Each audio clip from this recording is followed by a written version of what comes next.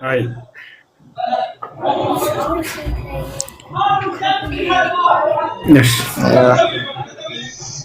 እሺ በጣም አመሰግናለሁ። እሺ ካላችሁ ገስት ላይ ሰው ይታየኝ። ጥያቄ ካላችሁ አስገባችሁ፣ ከሌላችሁ አትላኩ። እሺ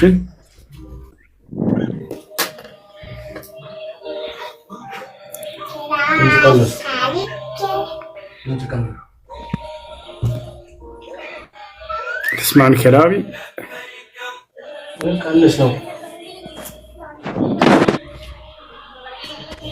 ماشي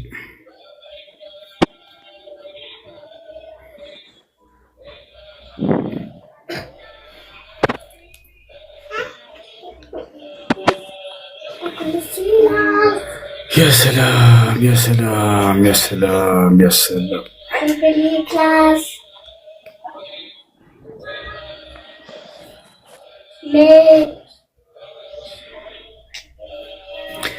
ايش دخلت وبعدين شو نسوي؟ ማሜን ማን ነው ገስት ላይ ሰዎች አሁን ይታዩኛል። ማሜ ያላት ጥያቄ አለ አባት መሳይ ምናምን። እሺ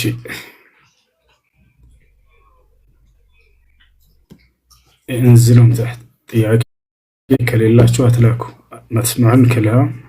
تسمعون كلامي ኔትወርክ አያያዘህ ነው። ኦኬ እንትን ላድርገው። አሁን ይሰማል? ይሰማል?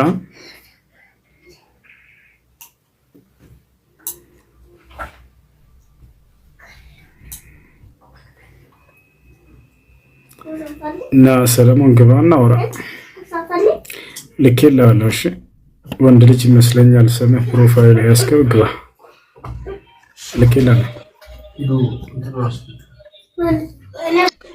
ይሰማል? ሰለሞን ነው። ሰላም አለይኩም። ሰላም ግባ እንጂ ጥያቄሽ ምንድን ነው? ሰላም ነው። እንዴት ነህ? አልሐምዱሊላህ ደህና ነኝ። እሺ ጥያቄ ነበረ። እሺ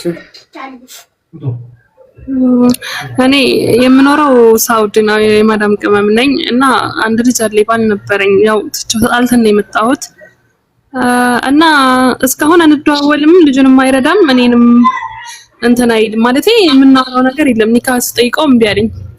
እዛ ሁኔ ግን ማለቴ መክሰስ ምናምን እስካሁን አንደዋወልም ማለት ነው። ያኔ ችግር ላይ ነበርኩ። ወደዚህ መምጣት ነበር አላማው። ግን ያኔ የተጣላንበት እምቢ ያልኩበት ምንድነው ሰራተኛ ምናምን ጋር ብዙ ጊዜ አግኝቼው ባይኔ ማለት ነውና አስረግዞ ማስወርጃለሁ የሰራተኛ ታሱ ማለት ነው። እና ብቻ ያኔ እሱ አላህን ፈሪ ምናምን ያላ የሸይጣን ስራ የሚሰራው በጥቅሉ እንደዛ ነው። በዛ ነው እና ኒካለኝ ማለት አሁን ይሄን እንድጠይቀህ የፈለኩት እሱ ጋር ያው 2 አመታችን እንትንታልን እንዴት ነው? እሺ እና ኒካውን አውርጄልሻለሁ ብሏል ወይንስ ገና ነው? እምቢ አለ። እንደ የመን ሰው ብቀጠቀጥ አልወርድም የፈለግሽውን አንቺ አለ። ግን አንደዋወልም። ልጁንም አይረዳም። ምንም የሚያደርገው ነገር የለም። ኮሸሪያ ፍርድ ቤት ውክልና ሰጠሽ ለቤተሰቦችሽ፣ እነሱ ማስወረድ ይችላሉ። ውክልናው ካልመጣች አይቻልም አሉ። ሌላ ሸሪያ ፍርድ ቤት ሄዶ እነዚህ ጃሂሎች ስለሆነ ነው። ውጭ ላይ ያለ ሰው ውክልና ለቤተሰቡ መስጠት ይችላል። ከየት እንደማስገባቸው አላውቅም። ሸሪያ ፍርድ ቤት ከጫተራ ጎፈው መሰለኝ የሚያስገባቸው ቢያልኩም ጠበቃ ገዝቼ ልገዛ ነበር። ከዛ አገናኝተውኝም ነበር። አይቻልም ራስሽ መምጣት አለብሽ ወይም ሰተሽ መሄድ ነበረብሽ አሉ። እህት እኮ ውክልና ስጪ ሌላ ቦታ እነሱ የማያውቁ ስለሆኑ ከሌላ ወደ ሌላ ሸሪዓ ፍርድ ቤት ሄዱ። አይ ይሄዱ። አይሽ አመሰግናለሁ። አላህ ይስጥልኝ። እስቲያጋችሁን ከጫተራ ጎፈው ወላሂ ያስገባቸውና ይቀጥሯቸው ነው ይመስላል። የእስላምን ህግና ስርዓት ማወቅ አለባቸው። የማይመች ቦታ ላይ ከሆነ ሴት ልጅ አይሰላም። የማይመች ቦታ ላይ ሩቅ ቦታ ከሆነች ሴት ልጅ ኒካሃ በሆነ ወንበዴ ሰው ከተያዘባት አልፈታም እያለ እንደፈለገ በህይወቷ ለሚጫወትባት ከሆነ አንቺ ካልመጣሽ ከዛ ይሆናል ወላሂ ይሆናል። ሴት ልጅ ወኪል እንዳላት ኢስላም አስቀምጧል። አላህ ሱብሓነሁ ወተዓላ በቁርአን ላይ ነብዩ ሰለላሁ ዐለይሂ ወሰለም ሐዲስ ላይ ተናግረዋል። ለሴት ልጅ አባቷ ወኪሏ ነው፣ ወንድሟ ወኪሏ ነው፣ አያቷ ወኪሏ ነው፣ አጎቷ ወኪሏ ነው። እነዚህ ሁሉ ውክልና እንዲሆኑላት ተቀምጠውላታል። ስለዚህ እነሱ እዛ በአቅራቢያቸው ወደሚገኝ ሸሪዓ ፍርድ ቤት ከእርሷ ውክልና ተቀብለው ሂደው ጉዳዩን አቅርበው የእርሷን ጉዳይ ማስፈታት ይችላሉ። ካልመጣሽ አይሆንም። ከዚያስ እችሊ ካልመጣች እድሜ ልኳን እዛ ልታረጅ ነው። አላህ ሙስተዓን። ለዚህ ነው ከጫት ተራ ጎፋውን ያስገባቸው። ምንም ከእውቀት ነፃ ናቸው ጀምራቸው። ጥያቄ ምንድን ነው? አሰላሙ አለይኩም ወራህመቱላሂ ወበረካቱሁ። እሱ አለይኩም ሰላም ወራህመቱላሂ ወበረካቱሁ። ማን ነህ? ነገ በስመና ሰላማተኒ አልሐምዱሊላህ ማይሰኒ ነገሰኒ ነው። እሺ ጥያቄ ምንድነው? አፋረኛ ስለማይችሉ ታች ያሉት በአማርኛ እንቀጥልላቸው። ጥያቄ ምንድነው? እሺ መርሐባ። ጥያቄ በጫት ንግድ ስራ ላይ የተሰማራ ሰው ገንዘቡ ሐላል ነው ወይስ ሐራም ነው የሚለውን ነገር ነውና እቺን ነገር ከይቅርታ ጋር ብታብራራልኝ ፈልጌ ነበር። ጫቱን እየመነጠረ የሚሸጠው ለፍየሎች ከሆነ ሐላል ነው፣ ችግር የለውም። የፍየል ሐቅ ነው። እሺ ለፍየል ነው ለብበት። ለሰው ከሆነ ግን ያንን አይቻልም፣ አይፈቀድም። ዑለማዎች ተጠይቁ። ጫት ለሰው ሊቃም አይገባም፣ በፍጹም ሐራም ነው። سئل الشيخ عبد العزيز بن باز وابن عثيمين رحمهم الله تعالى والشيخ الإمام بقية السلف الشيخ صالح الفوزان حفظه الله تعالى. كل هؤلاء العلماء الكبار سئلوا عن حكم أكل شجرة القات فأفتوا كلهم بأنه حرام، لا وأنه لا يجوز بيعه ولا شراؤه ولا التجارة فيه ولا تعاطيه. لا ጫትን መቃመም ሆነ መሸጥም መግዛትም እንዲሁም በእርሱ ንግድ መነገድ አንዱ ለሌላው መስጠት መቀባበል ልክ እንዲሁ ይሄ ሐራም ነው። لأنه يضر بصحة الإنسان، كل ما يضر بصحة الإنسان قد حرمه الله سبحانه وتعالى في كتابه وحرمه النبي عليه الصلاة والسلام في سنته. قال سبحانه وتعالى ولا تلقوا بأيديكم إلى التهلكة وأحسنوا إن الله يحب المحسنين. وقال سبحانه وتعالى ويحل لهم الطيبات ويحرم عليهم الخبائث. وقال النبي عليه الصلاة والسلام لا ضرر ولا ضرار، يعني كل ما يضر بصحة الإنسان وبعقله وباقتصاده فإن الله سبحانه وتعالى والنبي عليه الصلاة والسلام قد حرمه. حرم الرجوز، حرم لكم كذا أشار بشي. هاي ما شاء الله، شكرا مرحبا. العفو. ماي اشتياق عليك انت. الو እሺ አድሚኖች ካላችሁ በተረስ ገባችሁ።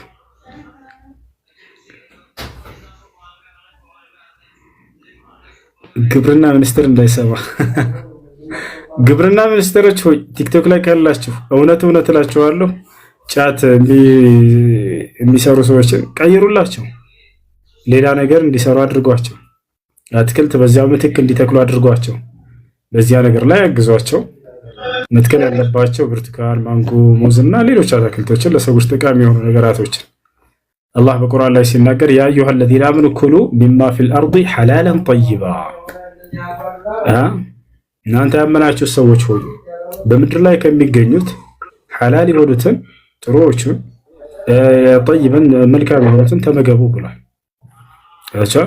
በዚያው አንጻር ደግሞ መጥፎና ጎጂ የሆኑትን እንዳትመገቡ የሚል መልእክትን ይይዛል። ጫት ያለ ምንም ጥርጥር የሰዎችን አይምሮና ኢኮኖሚ፣ ነፍሳቸውን፣ ጤናቸውን የሚጎዳ የሆነ ነገር ልክ እንዲሁ ራስን ከራስህም አልፎ ሌሎችን አዛ ያደርጋል። ሚስትህን አዛ ያደርጋል። ጫት ቅመህ በዚያ በአፍ እርሷን ብትስማት ይሄ የእርሷን ሐቅ ከማጉደል ይቆጠራል። አብዱላህ ብኑ ዓባስ ምን አለ? ኢኒ አተዘየኑ ሊምራአቲ ከማ ተተዘየኑ እንደምትዋብልኝ ሁሉ እኔም ለእርሷ ዋብላታለሁ ይላል። ከምትዋብበት የመጀመሪያው ምንድነው? የምትስምባት አፍህን ማጽዳት ነው። ጭራሽ በአፍ አግብተህ ትገባለህ። አላህ ሙስተዓን። ጥያቄ ምንድነው? ሰላም አለይኩም። አለይኩም ሰላም ወራህመቱላሂ ወበረካቱ። ዘፈንና መንዙማ ሐራም? አዎ ሐራም ነው። ነብያችን ሰለላሁ ዐለይሂ ወሰለም መንዙማን የዳዕዋ መንገድ አድርገው አልተጠቀሙም። ልክ እንዲሁ ዘፈን እርሱ ተከልክሏል። አላህ በቁርአን ላይ ወሚን ናስ መን የሽተሪ ለህወል ሐዲስ ሊዩድለ ዐን ሰቢሊላህ ቢገይሪ ዒልሚን ወየተኺዘሃ ሁዝዋ ኡላኢከ ለሁም ዐዛቡን ሙሂን አለ። ቃለ ዐብዱላህ ብኑ መስዑድ ረዲየላሁ ዐንሁ المقصود في هذه الآية والله إنه الغنى والله إنه الغنى والله إنه الغنى وقد سئل الصحابي الجليل عبد الله بن عباس رضي الله عنه وهو ترجمان القرآن ومفسر القرآن والذي دعا له النبي صلى الله عليه وسلم اللهم علمه التأويل قال بأن الأغاني حرام. وقال النبي عليه الصلاة والسلام كما جاء في البخاري ليكونن من أمتي أقوام يستحلون الحر والحرير والخمر والمعازف هي آلات اللهو والأغاني والموسيقى. በቁርአንም በሐዲስም ላይ ሙዚቃ ሐራም እንደሆነ በግልጽ ተቀምጧል። ነብያችን ሰለላሁ ዐለይሂ ወሰለም ወደፊት ከትውልዶቼ ሙዚቃን የሚፈቅዱ ሰዎች ይመጣሉ አሉ። የሚፈቅዱ ሰዎች ሲሉ እንደማይፈቀድ እየተናገሩ ነው በስተዋቂነት። ስለዚህ ሙዚቃ እንደማይፈቀድ ሐራም እንደሆነ ነብያችን ሰለላሁ ዐለይሂ ወሰለም በግልጽ ተናግረዋል ማለት ነው። ያኖሽ አይ በል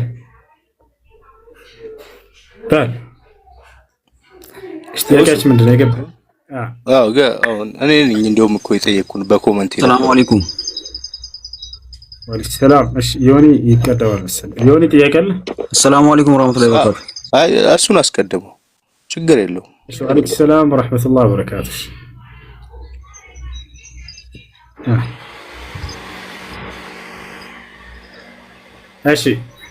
እሺ አይ ጥያቄን ያው ለመቀጠል ያው ይህን እስላምና ሰጠኝ አላህ መጀመሪያ ምስጋና ላድርስና አልሐምዱሊላህ ረብል ዓለሚን።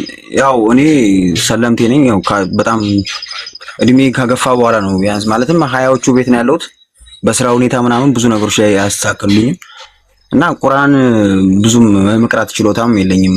ጀምሬ ነው ያቆምኩት ካለሁበት ሁኔታም አንፃር ማለት ነው። እና እኔ ቁርአን ባልቀራም ብቀራም በልጆቼ ማግኘት እችላለሁ ያንን ነገር እንደገና ሀያዎች ውስጥ ነው አይደል? ነው ያለ መቅራቴ ለኔ ችግር ይፈጥርብኝ ይሆን? ይሄ ነው ጥያቄ። ቁርአን መቅራት አለብህ። ገና ልጅ ነህ። እድሜህ ቢያረጅም ራሱ መቅራት አለባቸው። ቁርአን ማለት 25 ነኝ። ገና ህፃን ልጅ ነህ ወንድም። ለመቅራት ተስፋ አትቁረጥ። ጊዜ አለ። ወጣት ልጅ ነህ። መቅራት ትችላለህ። የነብዩ ሰለላሁ ዐለይሂ ወሰለም ሰሃቦች አብዛኞቹ ከ30 ዓመት በላይ ከ40 ዓመት በላይ ሆነው ነበር ኢስላምን የተቀበሉት። ነገር ግን ከዚያ በላይ ሆነው ቁርአንን ሸምድደዋል በጭንቅላታቸው። ስለዚህ እድሜ ሄዷል። ገና ህፃን ልጅ ነው። ወጣትነት ራሱ ላይ አልደረስክም። ወጣት ስለዚህ ጊዜ አለ። ቅራ። የሚያቀራ ሰው ከሌለ እኛ አሁን እናገናኛለን። የሚያቀራ ሰው ታገኛለህ አታገኝም? ታገኛለህ። ሰው ይሰማሃል? ወንድሜ ይሰማሃል? አይሰማም? ይሰማኛል። ያው ሰው እንኳን ማግኘት አልችልም። ያው ማለትም እኔ ይሰማኛል። ያው አድሚኖች አሁን በውስጥ መታ ያናገሩሃል። ይሰማኛል። እሺ አድሚኖች ፎሎ አድርጉትና በውስጥ የወንዶች የሚቀሩበት ግሩፕ አስገቡት። እሺ ሰምታችኋል? ይሰማኛል። ቶሎ ጎበዝ መሆን አለበት። ደግሞ ማንቺ ሆነህ ጭራሽ እንዴት ቁርአን አልችልም ትላለህ? ጎበዝ መሆን አለበት። አርሴ ብትሆን ኢንሻአላህ ያስኬድ ነበር። ማንቺ ሆነህ كيف يعني ማንቸስተር ዩናይትድ ሁሉ ቁርአን አይችልም። አይገርም? እኔ እንኳን ማንቸስተር ዩናይትድ ያለ ዋላ እሺ ጥያቄ አለ ገበሽ? እሺ ተረኛ ነኝ ግባ። ተረኛ ነህ ቀጥ። እሺ አመሰግናለሁ። እኔ አሁን የማይገባኝ ነገር ምን እንደሆነ በቃ ይሄ ነው ያለኝ ነገር ይሄ ነው። ያው ካለውበት ሁኔታ ነው አንፃርም ነው ለዛ ያልኩ። ማለትም እኔ ቤተሰብ ምናምን አብሽር አድሚኖች ያናግሩሃል። አሁን ቅራት ትጀምራለህ። እሺ የሆነ ጥያቄ ምንድን ነው? እኔ ጥያቄ ማለት ነው ለምሳሌ የመጀመሪያው ዘፈን ምናምን የጀመረው ሉሲፈር ነው በቁርአን አለ ስለ ሉሲፈር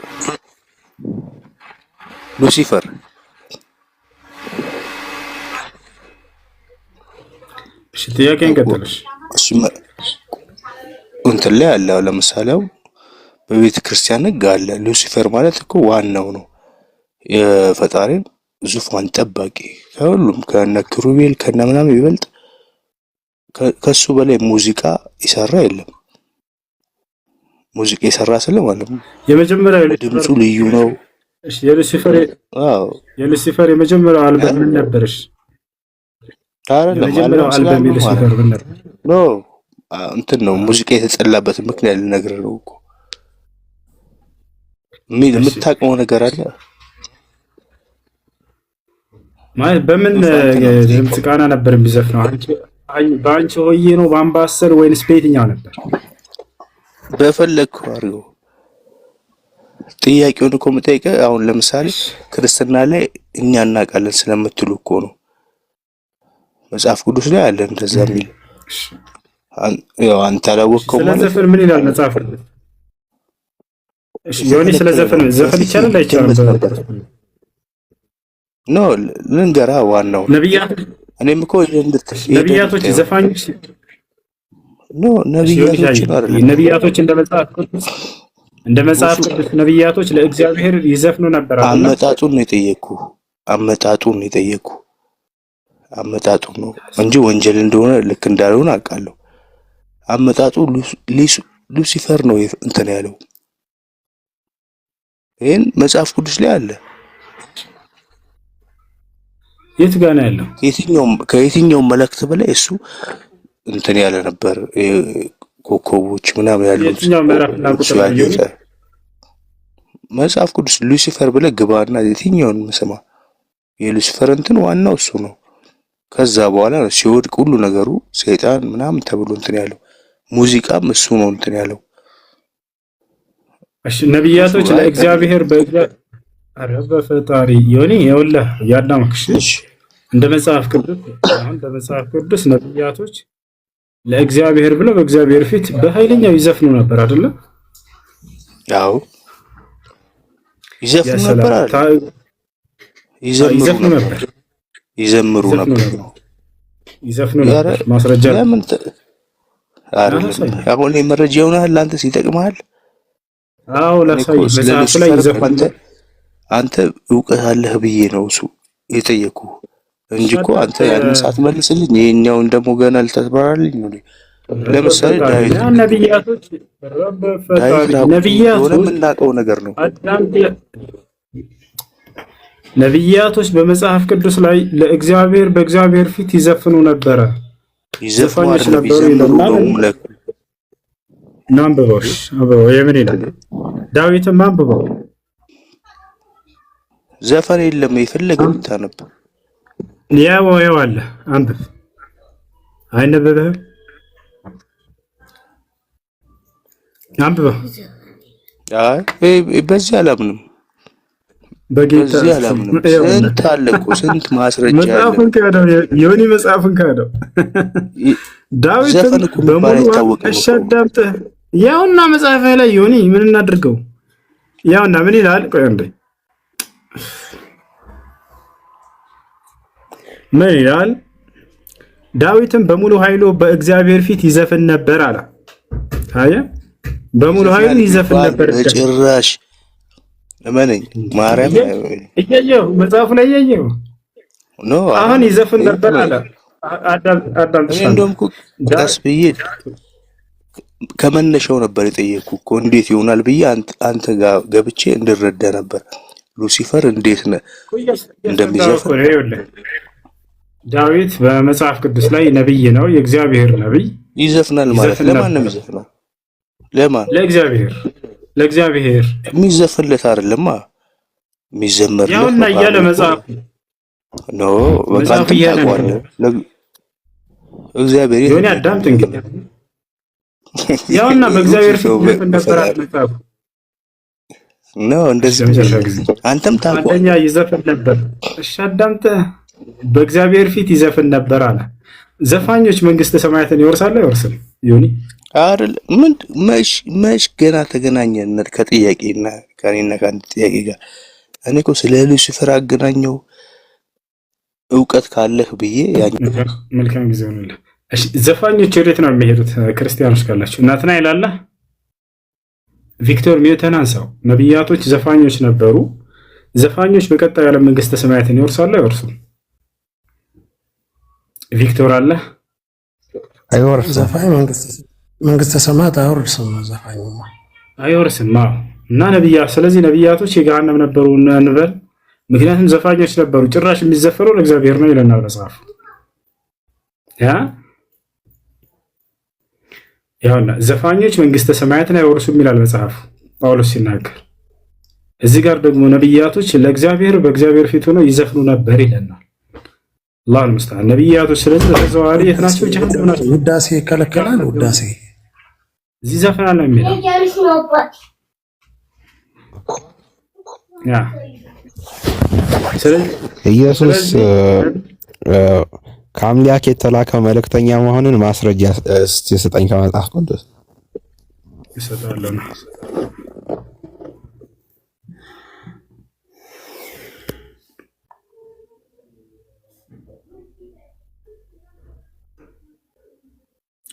ቁጥር 3 ላይ ኢየሱስ ክርስቶስ ምን አለ?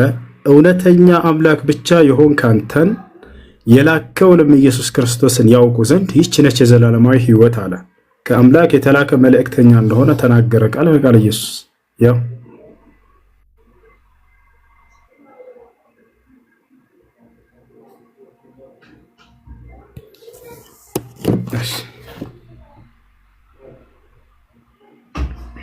ኢየሱስ ክርስቶስ ከአምላክ የተላከ መልእክተኛ ነው። ወደ አምላኩ ወደ ሰማይ ዓይኖቹን አነሳና እውነተኛ አምላክ ብቻ የሆንክ አንተን አለና ራሱን ደግሞ ምን አለ? የላከውንም ኢየሱስ ክርስቶስን ያውቁ ዘንድ ይህች ነች የዘላለማዊ ሕይወት አለ።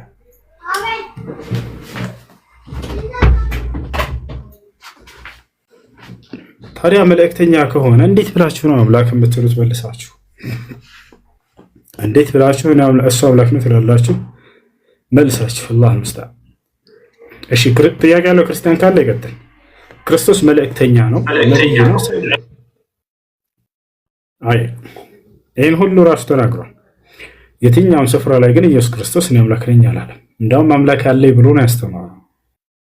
ኤፌሶን ምዕራፍ 1 ቁጥር 3 ላይ የኢየሱስ ክርስቶስ አምላክ ይባረክ ይላል። እዚያው ወረድ ብላችሁ 17 ላይ የኢየሱስ ክርስቶስ አምላክ ይባረክ ይላል። ማን ነው ኢየሱስ ክርስቶስ አምላክ? አምላክ ካለው በቃ እርሱ አምላክ አይደለም፣ ፍቱት። እርሱ አምላክ አለው። ይሄ ነው። እሺ አንድ እውነት ሰላም ነው። እንዴት ነው? ጥያቄ አለ? እስልምና ላይ ነው የምጠይቀው። ጠይቅሽ። ሐዲሳት አሁን ሐዲስ ለምሳሌ የተቀመጡ አሉ ማለት ትክክለኛ የሆኑ ሐዲሶች አሉ። ለምሳሌ ንጽጽር ቤት ያሉ ሰዎች፣ ክርስትና አካባቢ ላይ ያሉ ሰዎች የተሳሳተ ሐዲሳትን ይዘው በመምጣት ያው ይቀጥፋሉ ተብሎ ያው እናንተም ታምናላችሁ፣ ሌሎችም እንደዛ አይነት ነገር ያምናሉ። እና እነኚህ የተቀጠፈባቸው ሐዲሳትን ለምንድን ነው የማይወገዱት? ለምንድን ነው ለዘመናት እንዲቀመጡ የተደረገው? ገብቶሃል አይደለም? አሁን አንድ ሰባኪ ጥፋቱ ምን ላይ ነው? ለምሳሌ ተቀምጦ ያለውን ነገር ያንን ስህተት የሆነ ሐዲስ አምጥቶ ለትውልዱ ቢያሳይ ማለት ነው። ለትውልዱ ቢያሳይ ስህተቱ ምኑ ላይ ነው? ለምን አይወገዱም? ለምሳሌ ቁርአን እሺ ቀጥል። ያገና ቢቻለሽ ለምን አይወገዱም? እነዚህ የተሳሳቱ ضعيف የሆኑ ሐዲሶች አንድ ሰባኪ ከኛ ሰባኪዎች መካከል እነዚያን አንስቶ መምጣቱ ምን ላይ ነው ጥፋቱ? ካልተወገዱ ነው። ጥሩ ጥያቄ ነው። ተወግደዋል።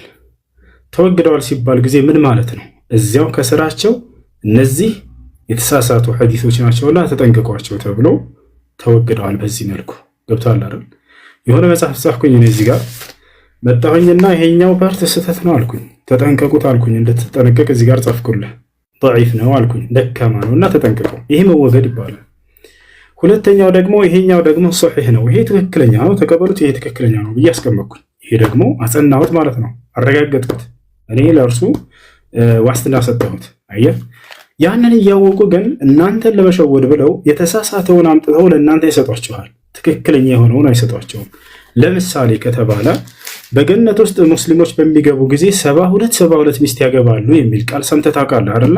አንድ እውነት አንድ ሚውተን አንስታ ነገር በገነት ውስጥ አንድ ሙስሊም 72 ሚስት ያገባሉ። ይሄን አሁን እንዴት እንደተወገደ ላሳየህ። አሁን በእነዚህ በሐዲሶች ላይ ምን ይላል እርሱ? አደራ ይሄ ደካማ ሐዲስ ነው ተጠንቀቁት የሚል መልእክት ከታች ተቀምጧል። እያንዳንዱ እንደዚህ የተወገዱ ሐዲሶች ከታች ከስራቸው ደካማ ናቸው ተብሎ ተቀምጦላቸዋል። ግን እነዚያን እናንተን ያመጡና ከላይ ሐዲሱን ብቻ ይሰጧቸዋል። ያ ግን ደካማ ነው የሚለውን አያሳዩአቸውም፣ ይደብቋቸዋል። እናንተም ሄዳችሁ እንደማታረጋግጡ ስለሚያውቁ በድፍረት ይሰጧቸዋል። ያን ሄዳችሁ እንደምታረጋግጡ ቢያውቁ ኖሮ አይሰጧቸውም ነበር። ነገር ግን እኛ ጋር በምትመጡ ጊዜ ግዴታ እነዚያን ከታች አውጥተን እናሳያቸዋለን። ለምሳሌ ላሳየህ፣ ሙስሊሞች በገነት 72 ሚስት ያገባሉ የሚለውን ሐዲስ ሄደን ስናየው ምን እንደሚል ላሳየህ። ደካማ ነው፣ ተጠንቀቁት ይሄን ሐዲስ የሚል መልእክት ከስሩ እናገኛለን ማለት ነው። እንመልከተው። ለምሳሌ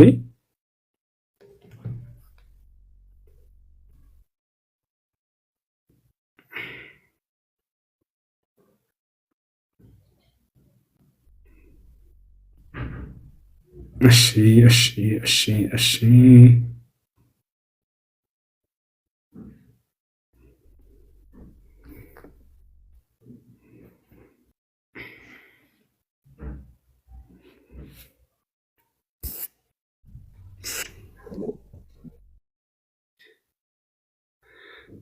እሺ እስካወጣላችሁ ጥያቄ ያለው ክርስቲያን ካለ መቀጠል ይችላል።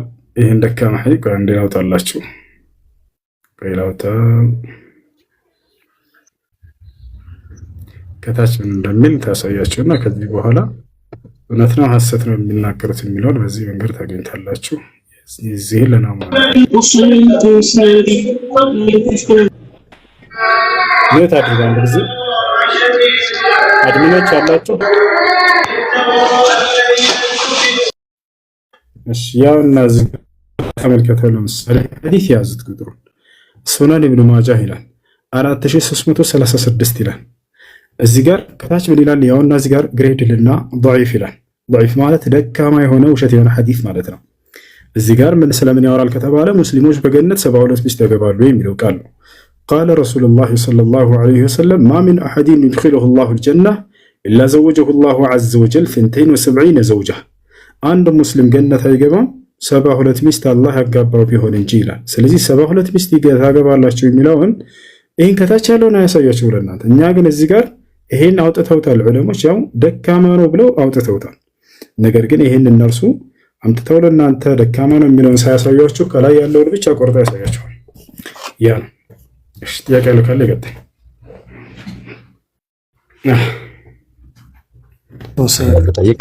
ክርስቶስ እንትን ካለ በኋላ ፓራክሊቶስ ማለት የተስፋ ማን ነው አጽናኙን እልክላቸዋለሁ የሚለው ቃል ላይ አጽናኝ ተብሎ የተቀመጠው ወይም ፓራክሊቶስ የሚለውን እንዴት ትረዳዋለህ? እስቲ ከነቢዩ ሙሐመድ ሰለላሁ ዐለይሂ ወሰለም ማን ነው ከክርስቶስ በኋላ የመጣው አጽናኝ ነቢዩ ሙሐመድ ሰለላሁ ዐለይሂ ወሰለም ናቸው።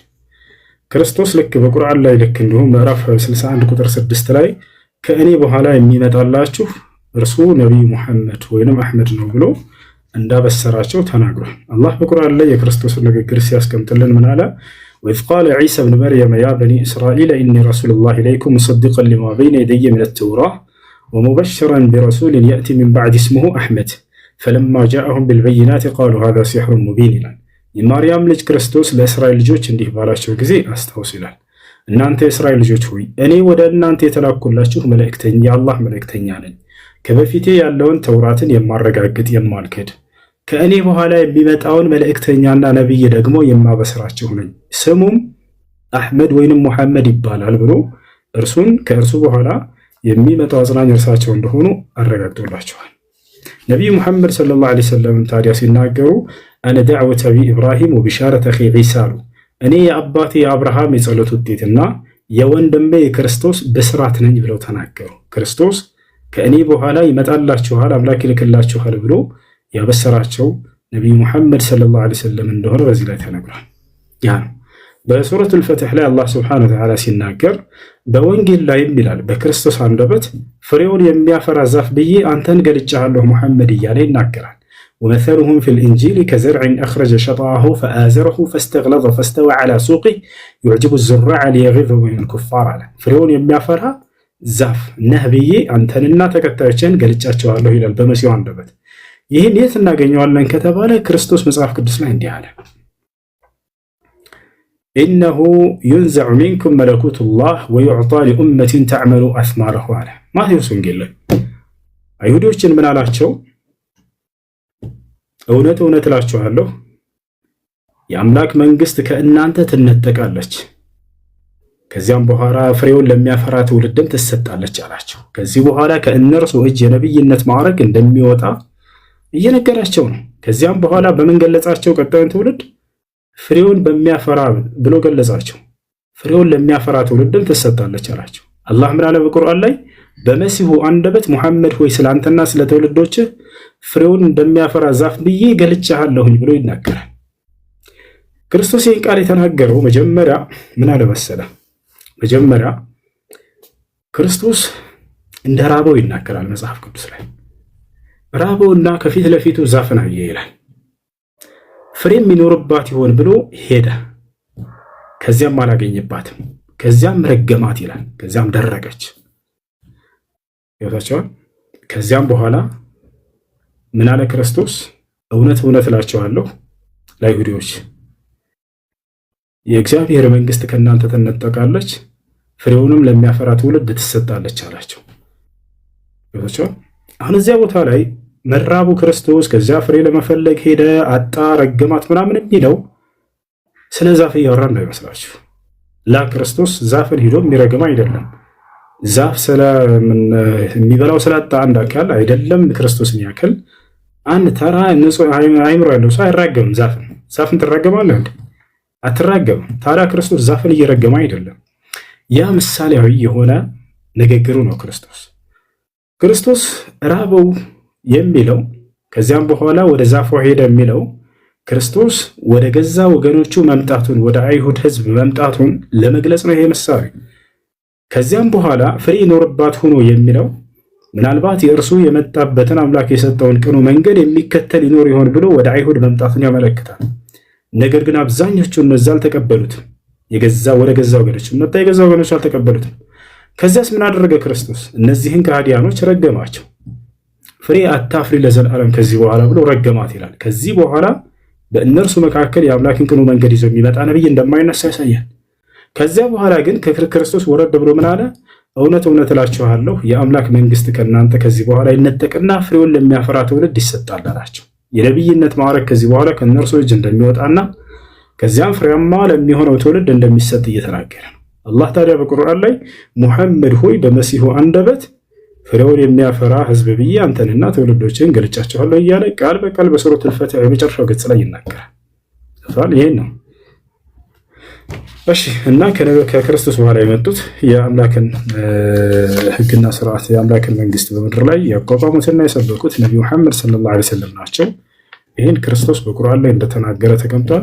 ልክ እንዲሁ ነቢዩ መሐመድ ሰለላሁ ዐለይሂ ወሰለም ብለዋል፣ እኔ የወንድሜ ክርስቶስ የብስራት ውጤት ነኝ ብለው ተናግረዋል። እሺ ነበር። እሺ ጥያቄ ምንድን ነው? ጥያቄ አላህ ጭንቅላት እጅ እግር አለው? እስቲ ግለይችን አብራራልኝ። እሺ እንወያይ በዚህ ነገር ላይ። አሁን አንተም ሰዓት ትወስዳለህ፣ እኔም ሰዓት ወስድና ውይይት ልናደርግ ነው። ደቂቃ ልንይዝ ነው። እሺ በአምላክ መገለጫዎችና ባህሪያቶች ላይ ፍሬ ሆነህ እንድታወራ እንዳላስቆመህ እንዳታስቆመኝ። እሺ እንደሱ እንዲሆን ዘንድ ፍሬ ሆነህ እንድናወራ።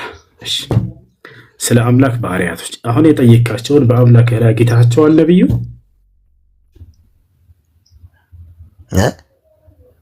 በአምላክ ላይ አግኝተሃቸዋል? አሁን የጠየቃቸውን እኔ እኮ አንተ ነው የጠየቅኩህ። አላህ ጭንቅላት እጅ እግር አለውን ስላላህ ነው። እኔ ስለኔ እኮ አምላክ አላህ አይደለ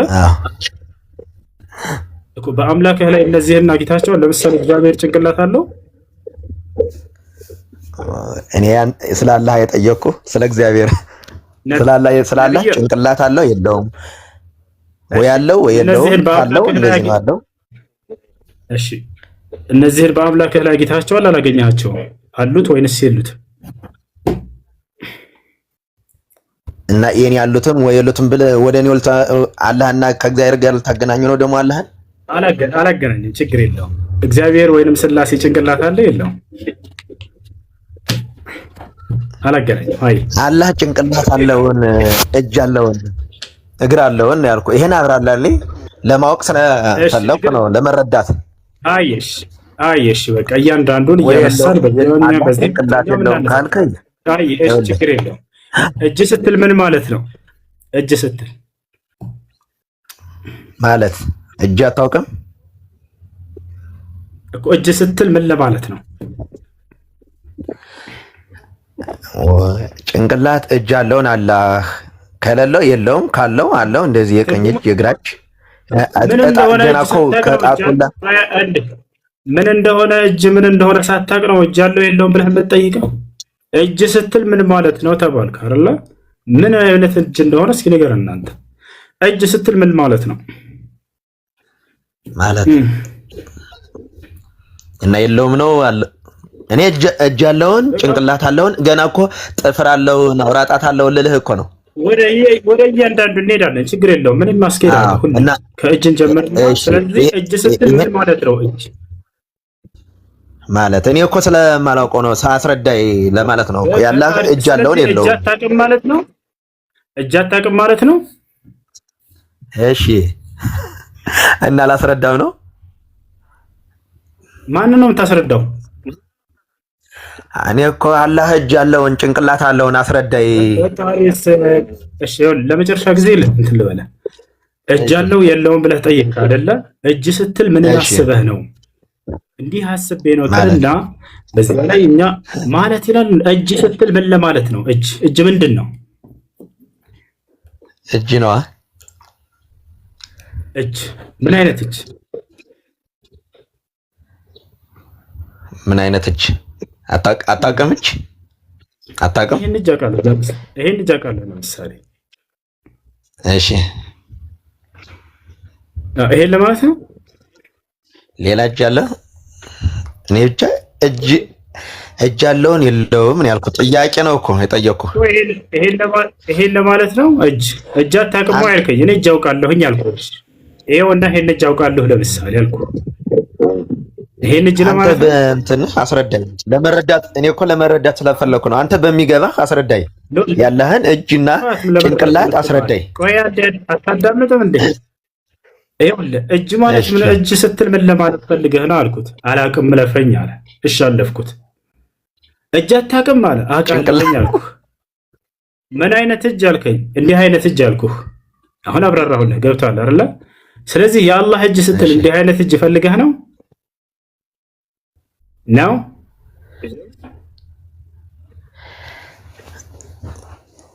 ወይኔ ጠየቅኩ። እጅ ወይ ያለውም ካለው ደግሞ የዚህች ምንም ማድረግ አይቻልም። እሺ ጥያቄ አለ? ምን መሰለህ እዛኛው ቤት ዲያቆናትና ቀሳውስቶች የሞሉበት ቤት ላይ ሲካሄድ ስድብና የተለያየ ነገር ነው። ወንጌል ተሰብኮ አያውቅም። አንድ ሀቅ ልናገር፣ እውነት ነው በቃ የምናገረው።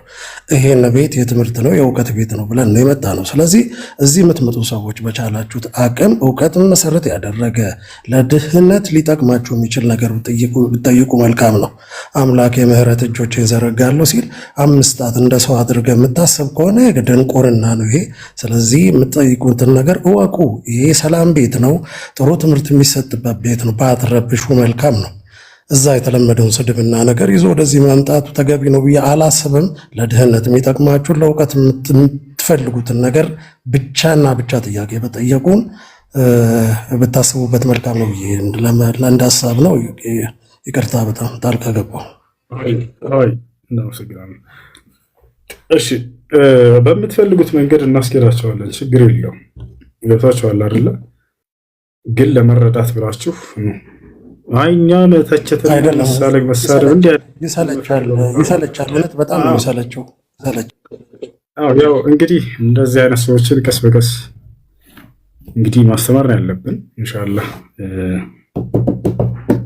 አመጣጣችሁን እናንተ የምትመጡበት መንገድ ይሰማ ልጆች ወይንስ ተቋርጧል? ይሰማቸዋል? ያሮሽ እሺ። ኤማውስ ጥያቄ አለ? ኤማውስ አለ? እሺ ቀጥል። ጥያቄ አለ ወይንስ እንጠይቅህ? ምረጥ።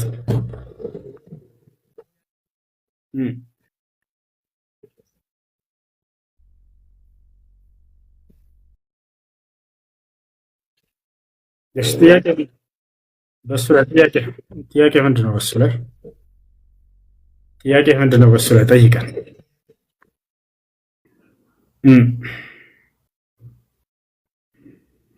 እሺ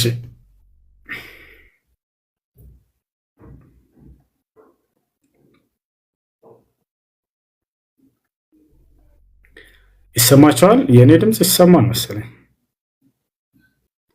እሺ እሱ አይሰማም። ሚዩት ላይ ነው ያለው ሲጀመር። እሺ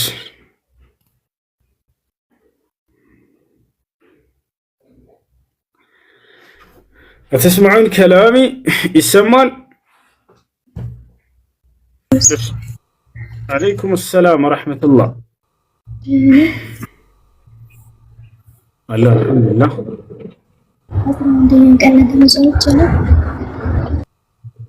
نعم. أسرع ቀን ነገ መጾም ይቻላል? አዎ ይቻላል። ነብያችን ሰለላሁ ዐለይሂ ወሰለም ሱሙ የውመን ቀብለሁ ወየውመን ባዕደሁ ብለዋል በአንድ ሐዲስ ላይ ስለ አሹራ ጾም ሲናገሩ ከእርሱ በፊት አንድ ቀን ከእርሱ በኋላ አንድ ቀን ጨምራችሁ ጾሙ ከፈለጋችሁ ብለው ተናግረዋል። ስለዚህ ትችላላችሁ። እሺ ፎሎ መልስ አድሚኖች ማስገባት አልችልም እኔ፣ እናንተ ማስገባት ትችላላችሁ። እኔ ትንቢ ብሎኛል። አድሚን ካላችሁ አስገባችሁ። ይሰማል? ፎሎ መልስልኝ።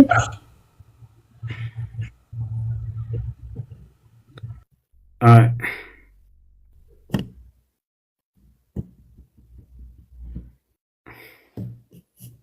እሺ أدمين على في أدمين ولا في مشرفين ولا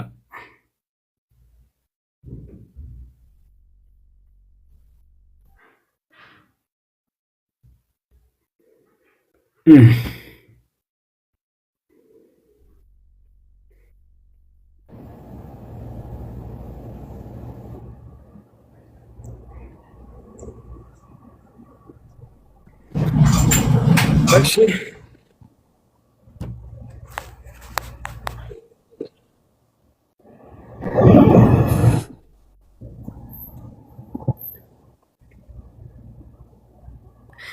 اشتياق ያላችሁ የገባችሁ ሰዎች ገብታችሁ ምን ታደርጋችሁ? شنو سؤالكم؟ السلام عليكم ورحمة الله وبركاته. عليكم السلام. عليكم السلام. وسو سلامنا؟ دقني الحمد لله. እሺ የኔ ጥያቄ አንድ ሰው ሌላን ሰው አላህን ትፈራለህ ብሎ ቢጠይቀው ያ ሰው ምንድነው መልሱ? ነው መሻልኩት አቀብ አላህን ፈራለሁ ፈተቁላህ መስተጣዕቱም እንዳለው አላህ አው በቻልኩት አቅም አላህን እፈራለሁ ማለት ነው። አላህን መፍራት ማለት ምን ማለት ነው ወደሚለው ስንመጣ التقوى معناه الامتثال لأوامر الله والاجتناب لنواهيه ተቅዋ ብሎ ማለት አላህ ያዘዘውን መፈጸም አላህ የከለከለውን ነገር መራቅ ማለት ነው። በቻላችሁት አቅም አላህ ያዘዘውን እየሰራችሁ ነው። በቻላችሁት አቅም አላህ የከለከላችሁትን የከለከላችሁን ነገር እየራቃችሁ ነው አይደል? ስለዚህ አላህ ተፈራላችሁ ወይ አላህን ብትባሉ አሁ በምችለው አቅም አላህን እየፈራሁ ነው ብላችሁ ተናገሩ። እሺ مرحبا جزاك الله خير. السلام عليكم أستاذ. عليكم السلام. አንድ ጥያቄ ነበረኝና እኔ ሰለምቲ ነኝ።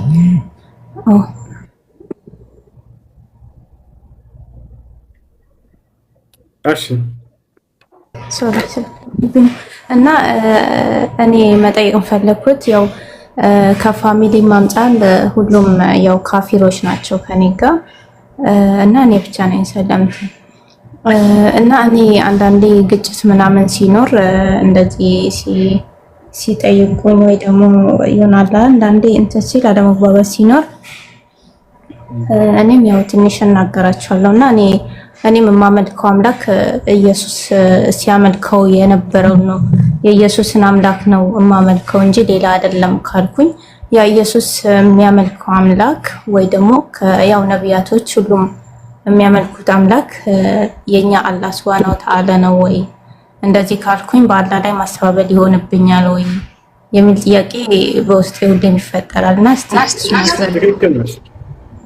ትክክል ነሽ ኢየሱስ የሚያመልከውን አምላክ ነው የምናመልከው። አብርሃም፣ ይስሐቅ፣ ያዕቆብ የሚያመልኩትን አምላክ ነው የምናመልከው። ያ አምላክ አላህ ሱብሓነሁ ወተዓላ ነው። አዎ ዒሳ ዓለይሂ ሰላም ወይም ኢየሱስ የሚያመልከውን አምላክ ነው የምናመልከው። ሌላ አምላክ አናመልክም። ከእነሱ ጋር ይገናኝብኛል ብለሽ አስበሽ ከሆነ ወይንም የአብ ወልድ መንፈስ ቅዱስ ብለው የሚያስቡትን አካል ወይንም ኢየሱስን ነው የማመልከው ብሎ ያሰበ ካለ ይሄ ክህደት ነው። ነቢያቶች አብ ወልድ መንፈስ ቅዱስ የሚባል አምላክን አያውቁም፣ አላመለከውም። ክርስቶስም ልክ እንዲሁ ሲያመልክ የነበረው አንድ አምላክ ያ እንጂ አላህ እንጂ አብ ወልድ መንፈስ ቅዱስ የሚባል አምላክ አያውቅም፣ አላመለከም። እሺ ለአንድ አምላክ ነበር ሲገዛና ሲጸልይ ሲለምን ሲሰግድ የነበረው። አይ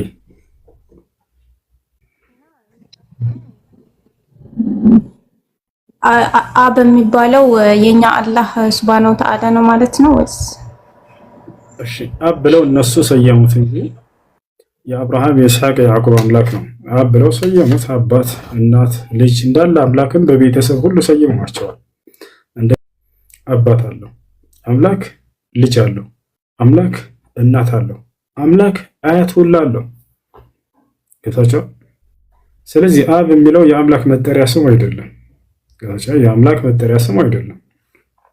እርሱ አብ፣ ወልድ፣ መንፈስ ቅዱስ ብለው ይጠራቸዋል። ወልድ ለምሳሌ ስሙ ማን ነው ተብሎ ቢጠይቅ ማንነቱ ኢየሱስ ነው። ጌታቸዋል እንደነሱ ትርጓሜ እንደነሱ ግንዛቤ ወልድ የሚለው የክርስቶስ ስም ሳይሆን የምንነት መጠሪያ ነው። ኢየሱስ የሚለው የማንነት መጠሪያ ነው። ምንነት ደግሞ ስም አይደለም፣ መጠሪያ አይደለም። ጌታቸዋል አብ የሚለውም እንዲሁ የአንዱ አምላክ ምንነት ነው እንደነሱ። ማንነቱ ማን ነው አብ ስሙ ተብሎ ቢጠይቅ አይታወቅም። አዲስ ኪዳን ላይ አንድ ቦታ ላይ ይሄ ባለፈው የልጅ ጋር ውይይት ስናደርግ ጊዜ የጠየቁት ጥያቄ ነበር፣ ሳይመልስ ነው የወጣው። ኢየሱስ ክርስቶስና ሐዋርያቶች አምላክን ማን ብለው ነበር የሚጠሩት? ያህዌ ነው አለ። የቱ ጋ ነው ኢየሱስና ሐዋርያቶች ያህዌ ነው አምላክ ብለው ያስተባሉት? አንድ ጥቅስ አለ። ሳይመጣ ነው የቀረው። እዛ አምላኩን ሳይናገር ነው የሄደው። ይወታቸዋል። አንድም ክርስቲያን አሁንም ጠይቃቸዋለሁ፣ ማንም ዲያቆን የሚሰማም ካለ ይሄ ሪከርድ የሚደርሰውም ሁሉ ኢየሱስና ሐዋርያቶች የነቢያቶች አምላክ የሆነውን ያህዌ አምላክ ነው ብለው የተናገሩበት አንድ ጥቅስ አምጥቶ መጽሐፍ ቅዱስ ላይ የለም። አምላክ ማን እንደሆነ አይታወቅም። አዲስ ኪዳን ላይ ይወታቸዋል። ያ ነው። እሺ የወልድ ስም እሺ ይታወቃል። ማን ነው? ኢየሱስ። የአብ ስም ማን ነው? ወፍ የለም።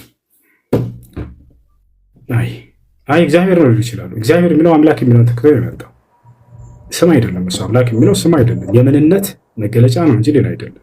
አምላክ የሚባል ስም የለም እዚህ ዓለም ላይ። አይሽ ጀዛከላሁ ኸይረን እና አልሐምዱሊላህ ናኢመቱል ሙስሊም እስላም አላህ ስለመረጠኝ እውነት በጣም ነው ያኔ የተደሰትኩት በእስልምና። በጣም ብዙ ደስታ አግኝቼበታለሁ። የነፍስ ደስታ፣ የነፍስ እረፍት፣ በብዙ ነገር ከጨለማ ህይወት ያወጣኝ አላህ ክብር ምስጋና ለሱ ይሁን። አልሐምዱሊላህ ጀዛከላሁ ኸይረን ጀሚዓን። ሰላም አለይኩም ወራህመቱላሂ ወበረካቱህ። ዮኒ ምን ያልሽ ነው? ዮኒሻ ወአለይኩም ሰላም ወራህመቱላሂ ወበረካቱህ። ፕሮፋይልሽ ላይ ያለው የባለካሽ ፎቶ ነው። 3 ሴቶች እንዳይበሉብሽ ደብቅሽ እህት። አሜን ነው። እሺ አሜን። እኔ ጥያቄ አባቴን በህይወት የለም፣ በቅርቡ ነው የሞተውና ሮመዳን ላይ አሜን በጣም ስለታመመና መድኃኒት ስለሚወስድ መጾም አልቻለም ነበር እና እኔ ወሩን መጾም እችላለሁ ወይም ደግሞ ለምስኪኖች ሰደቃ ማውጣት ለምስኪኖች ሰደቃ መስጠት ያኔ በአንድ ሰው ስንት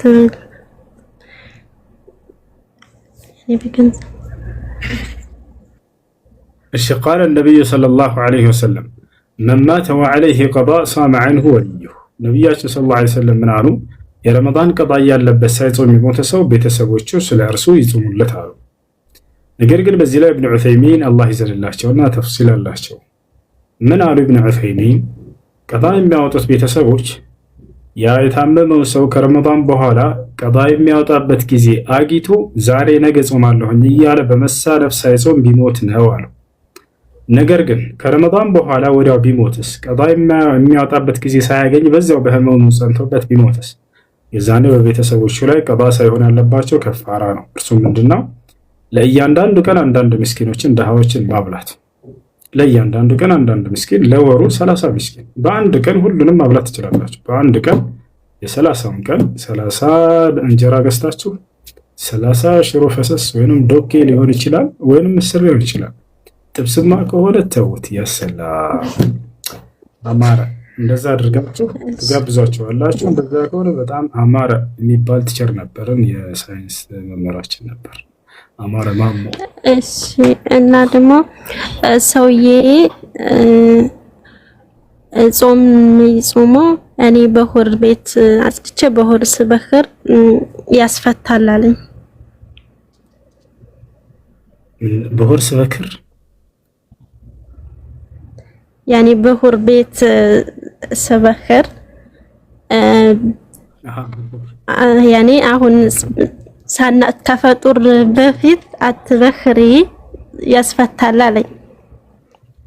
ብኹር ሳጨስ ብኹር ስበክርሽ። ለማንኛውም ብኹር ጾምን ያበላሻል ያበላሽም ወደሚለው ስልመጣ ጊዜ ብኹር ሽታ ያለው የሆነ የጭስ አይነት ነው። ሽታ ያለው የሆነ የጭስ አይነት ደግሞ ሆን ብላችሁ ወደ አፋችሁ እንዲገባ አድርጋችሁ ከሳባችሁት ወደ ውስጥ የዛኔ ጾምን ያበላሻል ብለው የተናገሩ ዑለሞች አሉ። ነገር ግን እናንተ እንደዛ ተሰቡት እስካልተሳበ ድረስ የቤቱ ጠረን እንዲጠበቅና ሽታው እንዲያምር ዘንድ ዝም ብላችሁ አጭሳችሁ ብትወጡ ችግር የለውም። ነገር ግን ያው ያንን የሚያደርጉ ሰዎች አይታችሁ ከሆነ ወደዚህ ያቀርቡትን ይስቡታል። እንደዛ የሚያደርግ ከሆነ ወደ ጉሮሮ የሚገባ ማንኛውም ጠረን ያለው የጭስ አይነት ጾምን ያበላሻል። ለምሳሌ ሲጃራን ውሰዱ። ጾምን ያበላሻል አይበላሽ? ያበላሻል። የሚበላ የሚጠጣ ነገር እኮ አይደለም እሱ፣ ግን ያበላሻል። ሸዋች አያበላሽም ይላሉ በቀን እና ለምንድን ነው የሚያበላሸው ብለው ቢጠይቋቸው የሚበላና የሚጠጣ እኮ አይደለም እንዴት ያበላሻል ብለው ሊጠይቋቸው ይችላሉ። ማንኛውም ወደ ጉሮሮ የሚገባ ጠረን ያለው ጣዕም ያለው የጭስ አይነት ነገር ሁሉ ጾምን ያበላሻል። ገብታችኋል አይደል? ስለዚህ ያ ነው ሲጃራ ከየትኛው ነው ከተባለ ከዚህ ነው። ጠረን አለው ጣዕም አለው ወደ ጉሮሮ የሚያልፍ የሆነ ነገር ነው።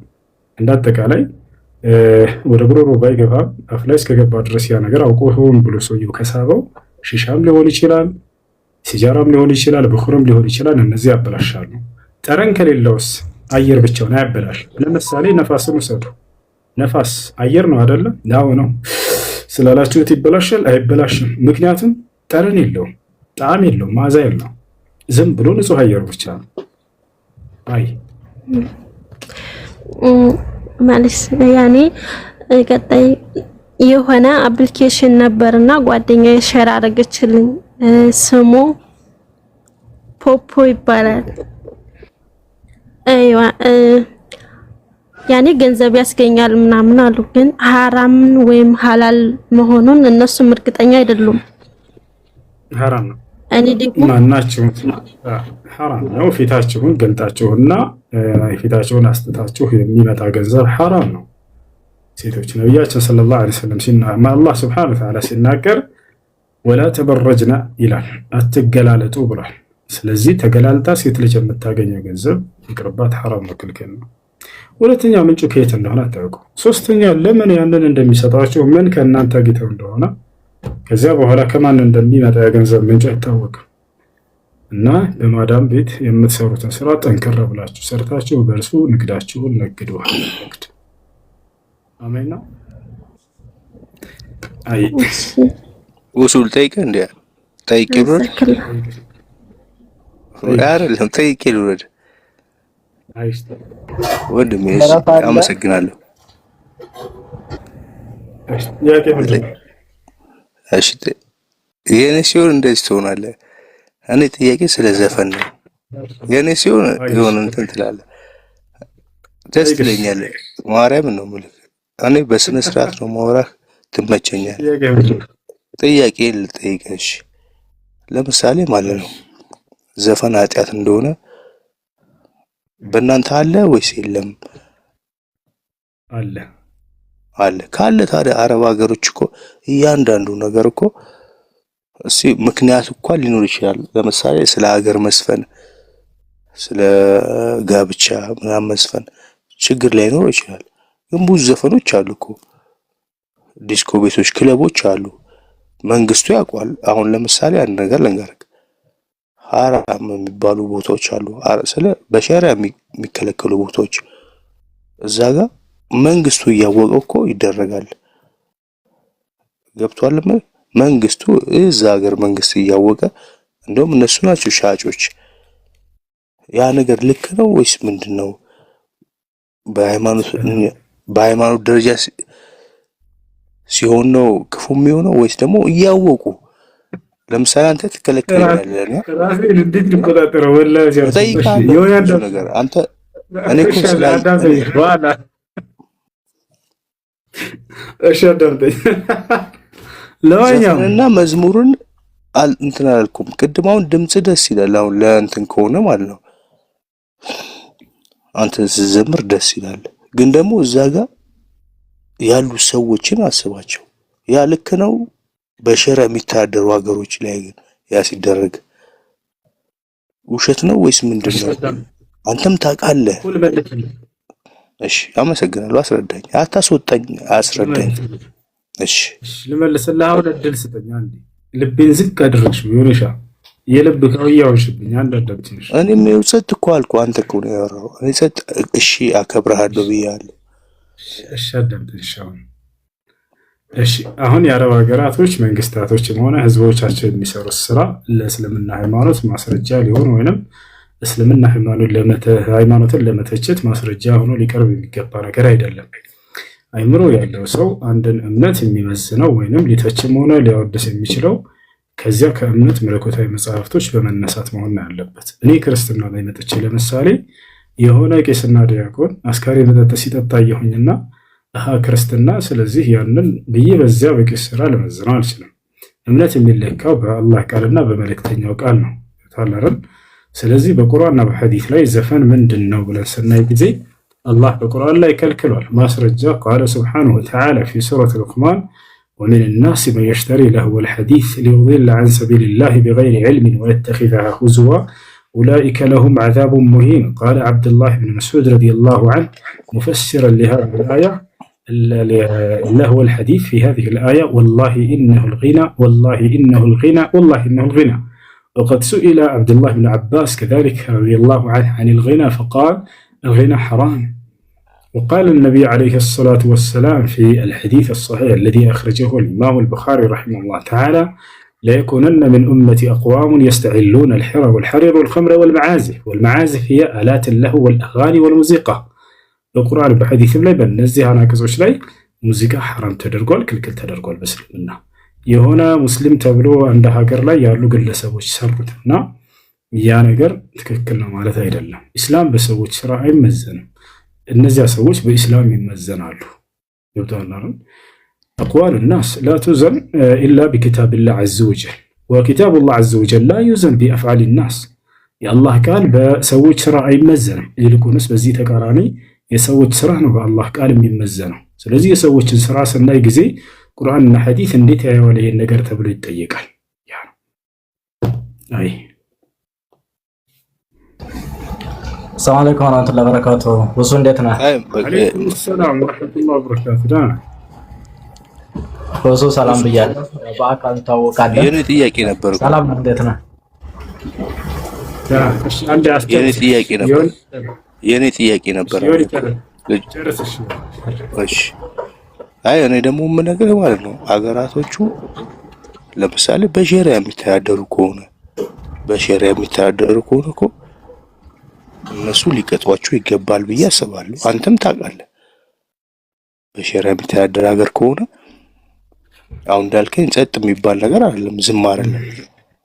ለምሳሌ ዱባይ ሻርጃ የምትባለው ከተማ በሸሪዓ ነው የምትተዳደረው። እንደ ዱባይ አይጠጣባትም እንትና አይባልባትም። እዛ ጋር የሚቀጡ ነገሮች አሉ። ገብተዋል።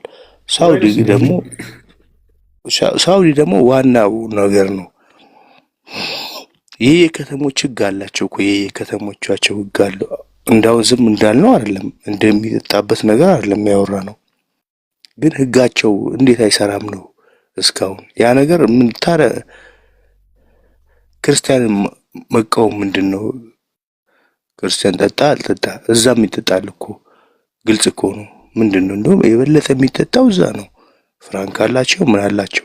ግን አገሪቱ ካልከለከለች እስኪ ምን ይመስላል? እስኪ በተንኮል አይደለም። እስኪ እንደ ሀሳብ ንገረኝ ወንድሜ። ክርስትና መጽሐፉ ላይ ጠጡ ስለሚል ነው እኛም እንታቸው እንጂ ግለሰቡ አንድ ቄስ ለምሳሌ እኔ ብዙ ፎቶ ላሳየ እችላለሁ። ክርስቲያን ደግሜ ልንገርህ ፏ ይላል። በመጠጥ ይጠጣል፣ በቃ ይሰክራል። ላስተናግድና ነው ለወረድላት ነው የምነግርህ። እኔ ለምሳሌ እጠጣለሁ። አንዴ ከይቅርታ ጋር ልጅ ጨርሰው እንዴ እኔ የጠጣው ነው ሁሉም እየጠጣ ነው። ግን እዛ ጋር ደግሞ ሸሪያ ደግሞ ከባድ ነው ብዬ ነው የማወራህ። ስለዚህ መንግስት ገባ አስገባና አወራው። ስለዚህ መንግስት አዳም ዮኒ አሁን ከጠጣ አንተ መንግስተ ሰማያትን እንደማገባ በዚሁ ላብስርሻ መጽሐፍ ቅዱስ ላይ እንትላለ ጭራሽ መግባት አልፈልግም እኮ ነው የምልህ። መንግስተ ሰማያትን እንደማገባ ላሳየ አልገባም፣ ደስ አይለኝም። መንግስተ ሰማያት ዛሬ መጥተሻል። አሁን አረጋጋ። አይ አይደለም ህጉን ነው የምነግርህ ለአንተ። እሺ ያንዴ እንደማከብር ታውቃለህ፣ እንደማከብር ታውቃለህ። መንግስተ ሰማያት እንደማገባ ነው ብዬ ቆይ አንዴ ሌላል መሰለ ጥያቄን አስተውሰልኝ። ረበ አለ አንድ ይሁንሻየው መንግስተ ሰማያት እንደማትገባ አንድ ላሳየ። አንደኛ ቆሮንቶስ ምዕራፍ 6 ቁጥር 10 ወይንም ሰካሮች ወይንም ሌቦች ይላል። ወይንም ሌቦች ወይንም ገንዘብን የሚመኙ ወይንም ሰካሮች ወይንም ሰካራሞች ወይንም ተሳዳቢዎች ወይንም ነጣቂዎች የእግዚአብሔርን መንግስት አይወርሱም አለ። አላሁ አክበር። ይሁንሻየ መንግስተ ሰማያት አትገባም አንተ። እኔ እሱ ያስጨንቀኛል እንዴ? እኔ እኮ ጥያቄ ሳውዲ አረብ ሀገሮች ያሉ ሰዎች ተከልክሎ እየጠጡ ነው። እንደውም ለምሳሌ ሻርጃን ጠቀስኩልህ፣ በሸሪያ የሚተዳደር እነሱ እኮ ይጠጣሉ ነው የምልህ። ሳውዲያን አልጠቀስኩልህም፣ አንተም ታውቀዋለህ። አሁን እያወራን ያለው እኮ ምን ማለት ነው ይሄ? ምን ማለት ነው ይሄ? ስንመለስንልህ እኮ ይሄ የሰዎች ስራ አሁን እኛ ሊጠጡ ይችላሉ እኮ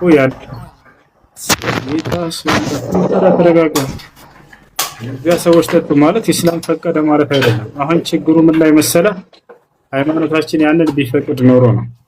ያን ቢፈቅድ ኖሮ ሃይማኖታችን እሺ ገብቷል። ነገር ግን ሃይማኖታችን ይከለክላል። አስካሪ መጠጥ ለምሳሌ እንደሚከለክል ኢስላም ላሳየህ አንድ ጊዜ። እሺ ከአንድ ላሳየህ። ዘፈኑስ? እሺ ዘፈኑ ዓለም የሚያየው እኮ ዘፈን ነው። ዘፈንም ልክ ታዋቂዎች የሚደንሱበት ዘፈን።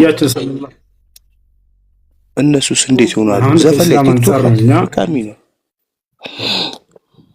ዘፈንስ ይፈቅዳሉ ወይ? ሙስሊም ነው መልክ ወንድሜ እሱ እንዳይደበር ዘፈንም ሆነ አስከለ ታዲያ ምንድነው እኮ አይፈቅድም እኮ። እነሱ ግን ቪዲዮ የሚሰሩ አንተም ታውቀዋለህ። እሺ ሁለተኛ አከሌ እንዲህ አደረገና እስላም ይሄንን አትበል በፍጥራ በእናትህ እንደ ሀገር እኮ ነው የምናወራው። አንድ ሰው አይደለም እኮ እንደ ሀገር። ለምሳሌ የሳውዲ ሙዚቃ ብለህ የትኛውም ሀገር ያላ መልካም ጊዜ ነው እንደ በጀሬ ተሳሰ በእስካሁን እየተጣጣሙ ፏያል ክሮ ብሎ ነበር። ዝም ያንስከተል ወይኔ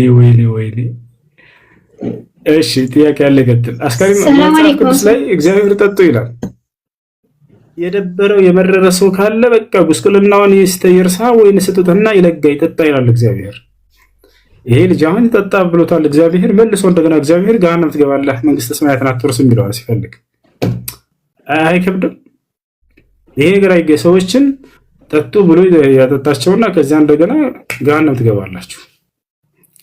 ጳውሎስም ከዚህ በኋላ ውሃ ብቻ አትጠጡ፣ ታዲያስ ጠጅም ጠጡ ጨምሩበት በርሱ ላይ ይላል በጌታ ስም። ለኛው ማስተላለሽ ጥያቄሽ ምንድን ነው እህት? እኔ ጥያቄ አንድ ካፊር ሰው በሞት አፋፍ ላይ ያለ ሸሃዳ ቢይዝ እንዴት ይታያል? ያም አላህ Subhanahu Wa Ta'ala እስልምናን ይቀበላል። ጣረ ሞት ላይ እስካልደረሰ ድረስ ሰውየው ሰከራተል ሞት ሳይመጣበት በፊት ሸሃዳ ከያዘ እንትን ይላል ወደ እስልምና ይገባል። ነብያችን ሰለላሁ ዐለይሂ ወሰለም ሲናገሩ ሐዲስ ላይ መን ካነ አኺር ከላሚሂ ላኢላሃ ኢለላህ ደኸለል ጀና አሉ። ከዚች ዓለም ላይ የመጨረሻ ንግግሩ ላኢላሃ ኢለላህ የሆነለት ሰው ገነት ገባ ብለው ተናግረዋል። አጎታቸው አቡ ጣሊብ በሞት አፋፍ ላይ ሳለ አልጋው ላይ ተኝቶ ነቢያችን ሰለላሁ ዐለይሂ ወሰለም መጡና እንዲህ አሉት፣ ያ ዓም ቁል ላኢላሃ ኢለላህ ከሊመተን ኡሐጅ ለከ ቢሃ ዐንደላህ አሉት። አጎቴ ሆይ ላኢላሃ ኢለላህ በል ሸሃዳ ያዝ፣ ነገ የፍርድ ቀን ከአላህ ፊት አማኝ ነበር ብዬ እንደመሰክርልህ እንደማዋቀትልህ ዘንድ አሉት። ስለዚህ ይህ ሰው በዚያ ቅጽበት ላኢላሃ ኢለላህ ብሎ ነበር እንደ አማኝ ይወሰድ ነበር ማለት ነው። እሺ ሁለተኛ ጥያቄ የሆነች መሀን ዘመድ ነበረችና እሷ በቃ እኔ መውለድ ካልቻልኩ ብላ ባሏን ዳረችው። አንተ ውለድ ብላ ወለደ እሱ። ከዛ የሆነ ሼክ ነበርና አንቺ ምንም ኸይር ስራ ብትሰሪ መሀንን እኮ አላህ አይወዳችሁም ስለጠላችሁ ነው በልጅ ያልባረካችሁ አላትና ይሄ እንዴት ይታያል? እሷ ልጅ ማጣቷ ሳይሆን ያሳሰባት የአላህን ውዴታ አለማግኘቷ ነው። ይሄ ቃልቻ ነው ካልሽ ስህተት ነው። ቃልቻ አይደለም። ይሄ ሰውዬ ቃልቻ ነኝ የተባለው ሰውዬ አደራ ሁሴን እንዲህ ብለሃል በይው። ከላይ ላይ ያደረከውን ጥምጣምህን አውልቀህ ጀለብያህን አውልቀህ ሞፈርና ቀንበርህን ይዘህ ሁለት በሬዎችህን ይዘህ ሂደህ እረስ ገበሬ ብትሆን የተሻለ ነው ለአንተ። የሰራ ተዳደር በዚያ እንጂ ኢስላምን ወክለህ ኢስላም ማያዘውን የማይናገረውን ቃል አትናገር ብለሃል በይው። አላህ መሃኖችን ለመሆኑ ስለማይወዳቸው ነው ወይ? አይደለም። የነቢያት ታላላቅ ሚስቶች አላህ የሚወዳቸው ታላላቅ ጻድቅ ሴቶች መሃን ነበሩ። የኢብራሂም ዓለይሂ ሰላም ሚስት ሳራ በጣም ደግና መልካም ከአምላክ ከአላህ ዘንድ የተወደደች ነበረች። መሃን ነች፣ መውለድ አትችልም ነበር። የዘከሪያ ዓለይሂ ሰላም ሚስት ኤልሳቤት ልክ እንዲሁ እርሷም መሃን ነበረች፣ አትወልድም ነበር። በጣም ደግና መልካም ከአላህ ዘንድ የተወደደች ሴት ነበረች። እንዴት ነው እነዚህ ሰዎች መሃን ናቸውና እነዚህ ብለው ሊናገሩ የሚችሉት? የነቢዩ ሰለላሁ ዐለይሂ ወሰለም ከሚስቶቻቸው መካከል ያን ወለዳሉ። ምናልባትም መሃን ሆነው ሊሆን ይችላል። ለምሳሌ እናታችን አይሻን እንውሰድ። አብረዋቸው ኑሯል። ነብዩ ሰለላሁ ዐለይሂ ወሰለም ግን አልደረችም። አላህ ያለም መሃን ትሆናቸው ግን መሃን መሆናቸው የተጠሉ መሆናቸውን ሳይሆን የሚያሳየው እንዳውም እነዚህ ሴቶች የተወደዱ ናቸው። አብዛኞቹ ካየናቸው የነቢያት ሚስቶች ሆነው በዚህ መንገድ ላይ ሆነው ሶብር አድርገው ታግሰው በዚያ ነገር ላይ የአላህ ሱብሓነሁ ወተዓላ ምሳሌ ወደው የተቀበሉ ናቸው። መሃን የሚያደርገው ራሱ አምላክ አላህ ሱብሓነሁ ወተዓላ እንጂ ስለጠላቸው አይደለም። ማስረጃ ቃለ ሱብሓነሁ ወተዓላ ሊላሂ ሙልኩ ሰማዋት ወልአርድ የሀቡ ሊመን የሻኡ ኢናተን ወየሀቡ ሊመን የሻኡ ዙኩር አው ዩዘውጅሁም ዙክራን ወኢናተን ወየጅዐሉ መን የሻኡ ዐቂማ ኢነሁ ዐሊሙን ቀዲር። አላህ በቁርአን ላይ ሲናገር ምን አለ? በሰማያትና በምድር ያለው ሁሉ የእኔ ነው አለ። የእኔ ፍጥረት ነው ማለት ነው። የሀቡ ሊመን የሻኡ ኢናተን ለፈለኩት ሴት ልጅን እሰጣለሁኝ አለ። ወየሀቡ ሊመን የሻኡ ዙኩር ለፈለኩት ደግሞ ወንድ ልጅን እሰጣለሁ። አው ዩዘውጅሁም ዙክራን ወኢናታ ወይንም ወንድና ሴት አድርጌ መንታ አድርጌ እሰጣለሁ ለፈለኩትም አለ። ወየጅዐሉ መን የሻኡ ዐቂማ የፈለኩትን ደግሞ መሃን አድርጋለሁኝ አለ። ኢነሁ ዐሊሙን ቀዲር እኔ አዋቂና ቻይ ነኝ እያለ አላህ ሱብሓነሁ ወተዓላ ተናገረ። ገብቶሻል? ስለዚህ አላህ ሱብሓነሁ ወተዓላ በራሱ ወዶና ፈቅዶ ያደረገው ነገር እንጂ በዚህ ነገር ላይ እንደውም ከታገሱ ከአላህ ዘንድ እጅግ በጣም የተወደዱና ደረጃ የሚያገኙበት የሆነ ነገር ነው። ገብቶሻል እንጂ ሰዎች እነዚያ አላህ ስላልወደዳቸው ስለሚጠላቸው ምናምን የሚል በቁርአን በሐዲስም ላይ የለም። የአላህ ሱብሓነሁ ወተዓላ የራሱ ፈቃድና ፍላጎት ነው። እሺ መጨረሻ ጥያቄ አንዴ ልጨርስ። ከባለቤቴ ጋር ብዙም አንስማማም። እኔም በቃ ፍቅር የሚባል ነገር የለኝም እና ሽማግሌ ደግሞ ገፋፍቶ ወደዛ ቤት እንዲኖር ያደርገኛል። እኔ እዛ ቤት መኖር በፍጹም አልፈልግም ማለት ነው። በጣም ይመታኛል። በዛ ላይ ፍቅር የለኝም እና ሽማግሌዎቹ አስገድደው ሊያስገቡኝ ሲሉ ራሴን አጠፋለሁ እዚህ ካስገባችሁ ስላቸው እነሱን ለማሸነፍ ነው እንጂ ራሴን ለማጥፋት ፈልጌ አይደለም። ግን እነሱን ለማሸነፍ ስል አይ ራሴን አጠፋለሁ በእኔ ህይወት ኃላፊ ከሆናችሁ ስላቸው ተውኝና ይሄ ነገር ራሴን አጠፋለሁ ስላልኩ አላህ ጋር የሚያጣላኝ ነገር አለ። አንደኛ ሴት ልጅ ካልወደደችና ካልፈቀደች አስገድደው እርሷን ግቢ ወደ ባልሽ ጋር ማለት አይችልም። በነቢያችን ሰለላሁ ዐለይሂ ወሰለም ጊዜ አንዲት ሴት መጣ ነብዩ ሰለላሁ ዐለይሂ ወሰለምን እንዲህ ስትል ጠየቀች። አንተ የአላህ መልእክተኛ ሆይ እኔ ባሌን ልወደው አልቻልኩም፣ ፍቅሩ ከልቤ ውስጥ ወጣ እና ብሬ መኖር አልችልም፣ ምን ላድርግ አለች። ነቢያችን ሰለላሁ ዐለይሂ ወሰለም ባሏን አስጠሩት። በመካከላቸው ያለውን ችግር ሲጠይቁ በእርሱ ላይ ምንም አይነት ችግር አላገኘሁም አለች። ገብታችኋል? በደሎሻል ወይ? አልበደለኝም። ያጓደለብሽ ሐቅ አለ ወይ? የለም። ታዲያ ምን ሆነሽ ነው አላት። የሆነ ቀን ከጓደኞቹ ጋር ቆሞ ስመለከተው በቃ መልከ ሰውነቱ በቃ ወረደብኝ አለች። ከዚያ በኋላ ከልቤ ውስጥ ውዴታውና ፍቅሩ ጠፋብኝ እና ነገ የትንሣኤ ቀን በእርሱ ምክንያት ሐቁን ስላላሟለሁ ተብዬ እሳት እንድገባ አልፈልግም እና ልወደው አልቻልኩም በቃ አለች። በቃ ውዴታዋ ከወጣ ፍቅሯ ከሌለ በውስጧ በተአምር ሴት ልጅን አስገድዳችሁ ልታስወድዷት አትችልም። ገብታችኋል? ስለዚህ በዚህ ጊዜ ነብያችን ሰለላሁ ዐለይሂ ወሰለም ታዲያ ምን አደረጉ? ፈረዱባት? ላ እንግዲህ አሁን እስካልወደደችህ ፍቅሯ ከሌለ ከልባ ውስጥ ለአንተ አብረህ ብትኖርም ምንም የሚፈጠር ነገር የለም። ስለዚህ ልቀቃት በሰላም ማለት ነው ሰለላሁ ዐለይሂ ወሰለም። ነገር ግን ያለምንም ጥፋት ስለሆነ ከእርሱ ላይ ልትወጣ የፈለገችው ከተዳሩ ሲያገባሽ ጊዜ የሰጠሽን መህር ብቻ መልሽለት አሏት። ሲያገባሽ ጊዜ የሰጠሽ መህር ምንድን ነው ስትባል ጊዜ የአትክልት ስፍራ መሬት ነበር የሰጣት። ሀል ተሩዲነ ለሁ ሐዲቀተሁ አላት ነብዩ ሰለላሁ ዐለይሂ ወሰለም። የአትክልትን ስፍራ ሲያገባሽ ጊዜ የሰጠሽን መህር ጥሎሽ ትመልሽለታለሽ አሏት። ትችላለሽ አላት። ቃለት ወዚያደ ያ ረሱለላህ፣ አረ ተጨማሪም ካስፈልገ ጨምራለሁ አንተ የአላህ መልእክተኛ አለች።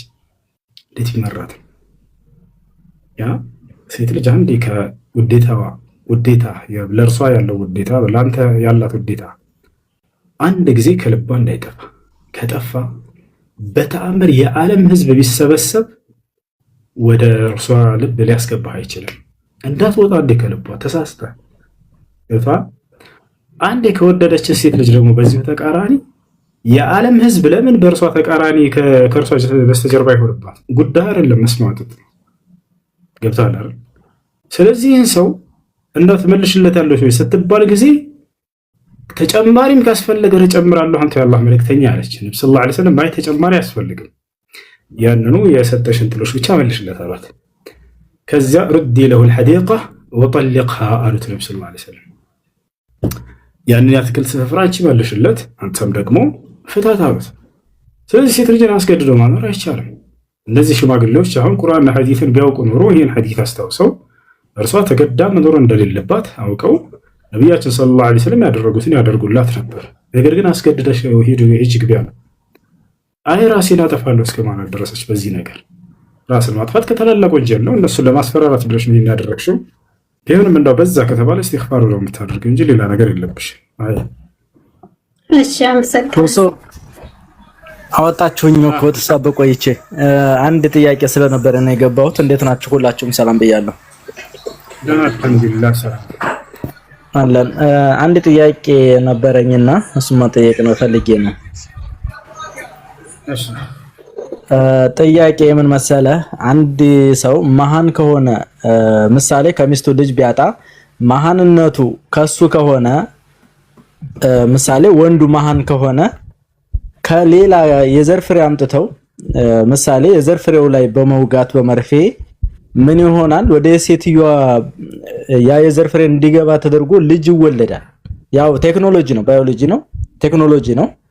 በዛ መንገድ ይወለዳል። ያ የሚወለደው አካል ከሰውዬ የዘር ፍሬ ነው የወጣው፣ ግን ከሌላ ሆርሞን ተጨምሮለት ስለሆነ እሱ ነገር እንዴት ይታያል በሸሪዓ? ይህ ማለት ደግሞ ልጁ የሱ ነው ወይስ አይቻልም? ከመሰረቱ አይቻልም ይሄን ማድረግ። ከራሱ ከባልየውና ከሚስትየው ኒካህ ካላቸው አካላቶች ከሆነ ተወስዶ ከርሶ ወደ እርሷ ችግር የለውም ነበር። ያን ነገር አላህ በፈጠረብን መንገድ በተፈጥሮ ሕግና ስርዓት መውለድ ካልቻሉ ወይ ከርሷ ወይ ከርሱ መሃን መሆን ከተገኘ የዛኔ በሕክምና በባልና በሚስት መካከል ኒካህ ባለውና ባላት መካከል ይሄን መሰራት ከተቻለ ችግር የለውም። ከእርሱ ከባልየው የዘር ፈሳሽ ተወስዶ እርሷ ማህፀን ውስጥ እንዲገባ ተደርጎ ከሆነ ችግር የለውም ነበር። ነገር ግን ኒካህ ከሌላት ወንድ ተወስዶ ወደ ማህፀኗ እንዲገባ መደረጉ በፍጹም አይቻልም። እንደሱ አይደለም ሁሱ ወደ እሷ ማህፀን እንዲገባ ተደርጎ ሳይሆን እሱ ወንድየው የዘር ፍሬ ላይ ነው የሚደረገው። ከዛ በኋላ በወንዱ አማካኝነት ነው ወደ እሷ የሚተላለፈው፣ በባሏ አማካኝነት ማለት ነው። በኒካህ ባሏ አይደለም፣ አይቻልም። እንደሱም ቢሆን ከሰው የዘር ፈሳሽ ተወስዶ ያ የዘር ፈሳሽ ወደ እርሷ እንዲገባ በምንም መንገድ በባልየው ሊሆን ይችላል፣ በምንም አይነት መንገድ እንደዛ አይቻልም፣ አይፈቀድም። ጀዛኩሙላሁ ፊኩም። ይሄን ነበር ማለት የፈለኩት። ወአለይኩም ሰላም። ቅድም እህቴ በጠየቀችው ላይ ነበርና አንድ ሰው ታሞ አይሰማም? ይሰማል። እኔ እናቴ ሙታለች ማለት ነው። አምና ከረመዳን በፊት ታማ ከዛ በረመዳን መጦም አልቻለችም። ረመዳን ወጣ በዛው ታማ ሞተች ማለት ነው። እኛ ደግሞ ልጆቿ ደግሞ ጾምንላት ተከፋፍለን 30ውን ቀን ጾምንላት ማለት ነው። እና ቅድም አንተ ስትል መዲያን ዲኖ ተዘታበት ዲኖ ታዲያና በኋላ ዛሬ ነገ እያለ ታይጾም ቢሞት ነው መጾም የሚቻለው እንጂ ታሞ ታይዲን ሲቀር ቢሞት ከፋራ ነው የሚወጣው ምናምን ስትል ሰምቼ ነበርና እንዴት ነው? እናትሽ በምን ሁኔታ ነበር የሞተችው?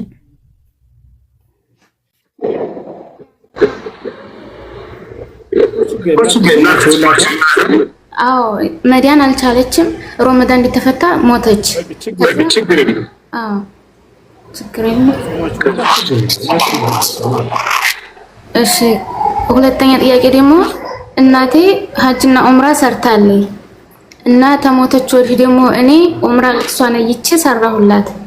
ሰው ደግሞ እሷ ሀጅና ዑምራ ስለሰራይ አንቺ መስራት አይጠበቅብሽም ለሷ አሉኝ። ይሄስ እንዴት ይታያል? ችግር የለው። ዋጅቡን እሷ ከሰራች በኋላ በሱና መልክ ለእርሷ ነይተሽ ብታደርግላት ይቻላል። ዝም ብላችሁ አመሰግናለሁ። ሽክራን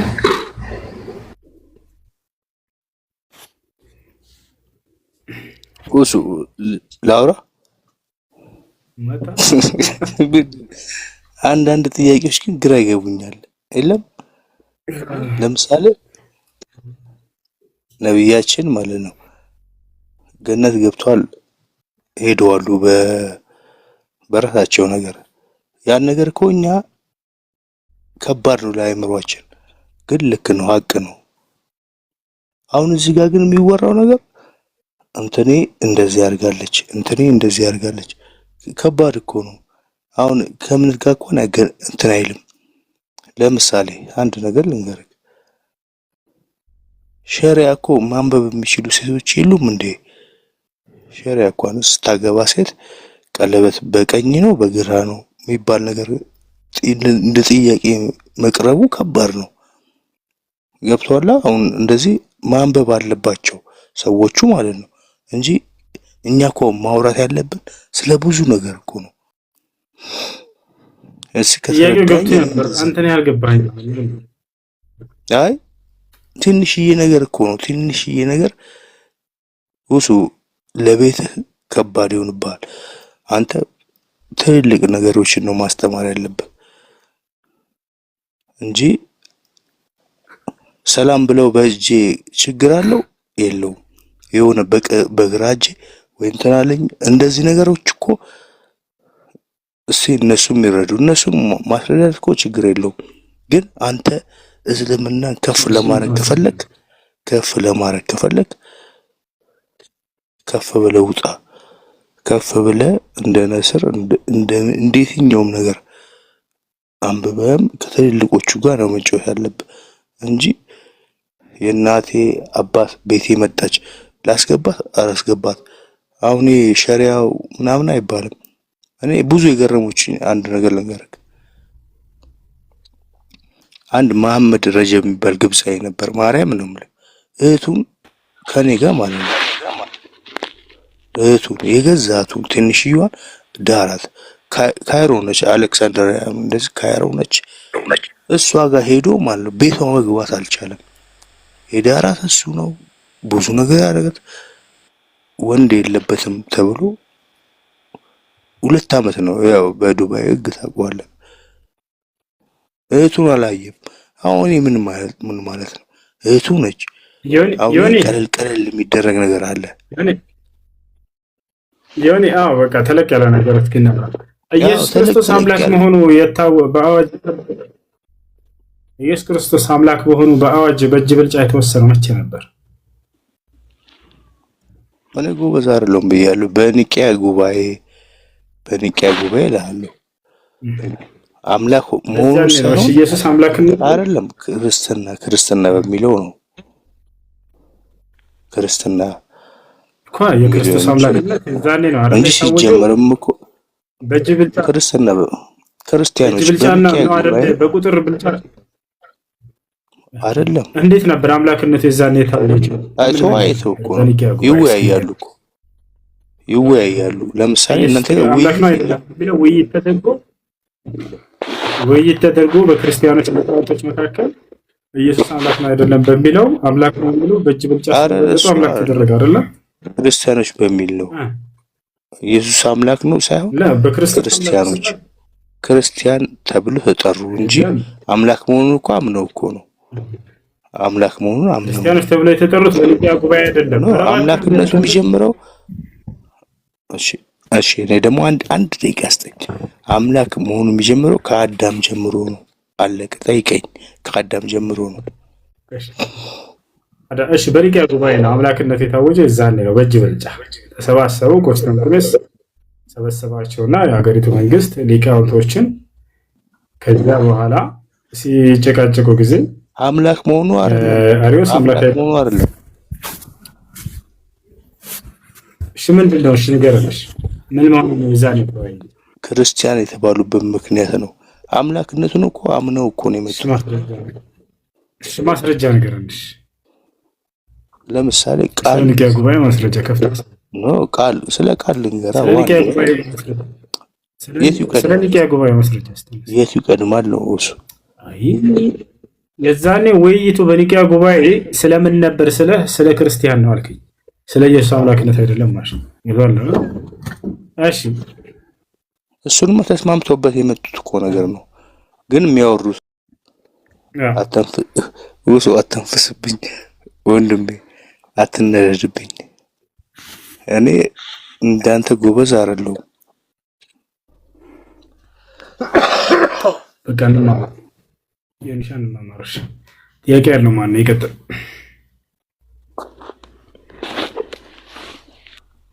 ሰላም አለይኩም። ወለይኩም ሰላም። አንድ ቀን ጾሜ አንድ ቀን መብላት እችላለሁ?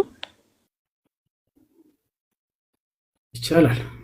هذا صيام داود የዳውድ عليه السلام አጸጻው ነበር። እሱ አንድ ሰው ወደ ነብያችን ሰለላሁ ዐለይሂ ወሰለም ጋር መጣና ጠየቃቸው። جاء رجل الى النبي صلى الله عليه وسلم وقال يا رسول الله اريد ان اصوم።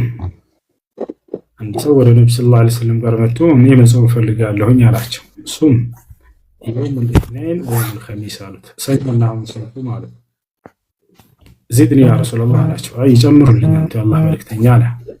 ጾም 3 ايام من كل شهر አሉት። ከእያንዳንዱ ወር 3 ቀናቶችን ጾም አያመል ቢሆን አሉት። زدني يا رسول الله አላቸው። አይ ጨምሩልኝ አሁንም አላቸው። ጾም يوما وافطر يوما فانه صيام داود عليه السلام አሉት። አንድ ቀን ጾም አንድ ቀን አፍጥር፣ አንድ ቀን ጾም አንድ ቀን አፍጥር፣ ይህ የዳውድ عليه السلام አጽዋጽም ነበር ብለው ተናገሩት። ስለዚህ ትችላለሽ። ስለዚህ ነገ መጾም እችላለሁ ማለት ነው። ዛሬ ጾመሻል? ስለ አሹራ ነው ዛሬ ለጾመ ሰው ችግር የለውም። ነገ መጾም ትችላላችሁ። ነብያችን ሰለላሁ ዐለይሂ ወሰለም ስለ አሹራ ጾም ሲናገሩ ሱም የውመን ቀብለሁ ወየውመን ባዕደሁ ብለዋል። ሱሙ የውመን ቀብለሁ ወየውመን ባዕደሁ፣ ከአሹራ ቀን በፊት ከአሹራ ቀን በኋላ 2 ቀናቶችን ጾሙ ብለዋል። በአጠቃላይ 3ቱን ከፈለጋችሁ መጾም ትችላላችሁ ማለት ነው። ሌላ ደግሞ ሌላው ደግሞ ባለፈው ለታ እንትን ነፍስ አይሞትም ብለህ ነበረ። ግን ደግሞ አላህ ነፍሶች ሁሉ ሟች ናቸው ብሎ የለ እንዴ? ቆይ አስረዳኝ፣ አልገባኝም። እዚያ ላይ ነፍስ የተባለው ስጋን አስመልክቶ ነው። ነፍስ የሚለው ቃል ለብዙ ትርጓሜ ይመጣል። ኩሉ ነፍሲን ዛኢቀቱል መውት ሲል ጊዜ ማንም ሰው ሞትን እንደሚቀምስ እየተናገረ እሺ እና አላህ ሱብሓነሁ ወተዓላ እሺ ይዛ ወታረ ስጋ ለማለት እንጂ ሩህ ለማለት አይደለም። እሺ ሩህ የሚለው ግን ለስጋ አይመጣም። ሩህ የሚለው ለስጋ አይመጣም። ነፍስ የሚለው ለስጋ አይመጣም። ነፍስ የሚለው ቃል እሺ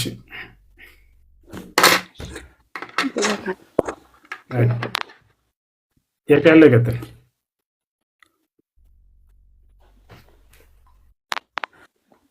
ሰላም ነው? ደህና አልሐምዱሊላህ። አንድ ጥያቄ ነበረኝ። እሺ አላህ እጅ አለው የለውም? እጅ ስትል እጅ ኖርማል እጅ በቃ እጅ ነው። እጅ ስትል እጅ እንደኛ እጅ እንደሰው የለውም። እሱ እንደተም የለውም። እንደኛ አይነት እጅ የለውም አላህ። እሺ በዚህ አንፃር እግዚአብሔር ሌላ አይነት እጅ አለው ከሰው ውጭ የራሱ እጅ ማለት ነው እንደኛ ሳይሆን እጅ ሲባል አሁን ስለ አርካን ልንገራችሁ። የሰውነት ክፍሎች ወይንም አዕባ የሚባል ነገር አላህ Subhanahu Wa Ta'ala የሉትም በፍጹም። እጅ ተብሎ ግን የሚገለጽ እኔ ምንነት አለው። ከምንነቱ መገለጫዎች አላህ Subhanahu Wa Ta'ala እጅ ወይንም እግር ወይንም አይኖች ምን መገለጫዎች አሉት። ግን ያንን እጅ ስንል አሁን እሱ አብራራው። ከዚህ በፊትም የዛኛች ሰው ጋር ስናወራ እጅ ያለው ወይ ሲል እጅ ምን አይነት ነው እንዲህ አይነት እጅ ብሎ አሳይቶ ነበር። የለውም እንዲህ አይነት እጅ ብዬላችሁ ነበር። ገብቷል አይደል? እንዲህ አይነት እጅ ብለው ይነግራቸዋል። ቀጥታ የሚያውቁት እጅ እነሱ ይሄን ነውና እኛ የምናውቀው እጅ ይሄን ነው። እንዲህ አይነት እጅ ያለው ወይ ሲላችሁ የለም። ስለዚህ ስለ አላህ የሰውነት አካል ብለው መስሏቸው ይጠይቁ ያሉ ሰዎች ካሉ ምን አይነት እጅ ለማለት ነው ብላችሁ እንዲህ አይነት እጅ ነው ቀጥታ የሚሏቸው። ስለዚህ አላህ Subhanahu Wa Ta'ala እንዲህ አይነት እጅ ላይ የለውም በፍጹም። እርሱ እኔ ምን ማንነት ማነው ምንነት አለው አላህ Subhanahu Wa Ta'ala ያ የሰውነት ክፍሎች የሰውነት አካሎች በፍጹም የለም።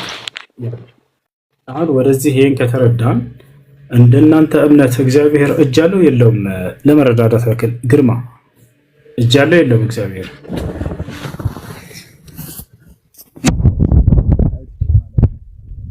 ግርማ እንትን ይላል ድምጼ ቆራ እንትን ይላል ታፍኗል።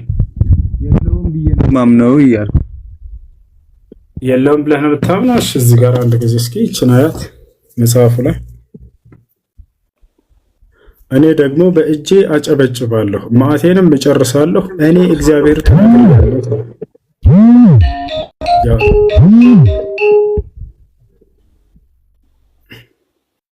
ይታያል። እኔ ደግሞ በእጄ አጨበጭባለሁ ይላል እግዚአብሔር፣ መዓቴንም እጨርሳለሁ እኔ እግዚአብሔር ተናግሬአለሁ ይላል። ስለዚህ እግዚአብሔር እጆች አሉት፣ በእጆቹ ያጨበጭባል ይላል መጽሐፍ። ይሄን ትቀበለዋለህ?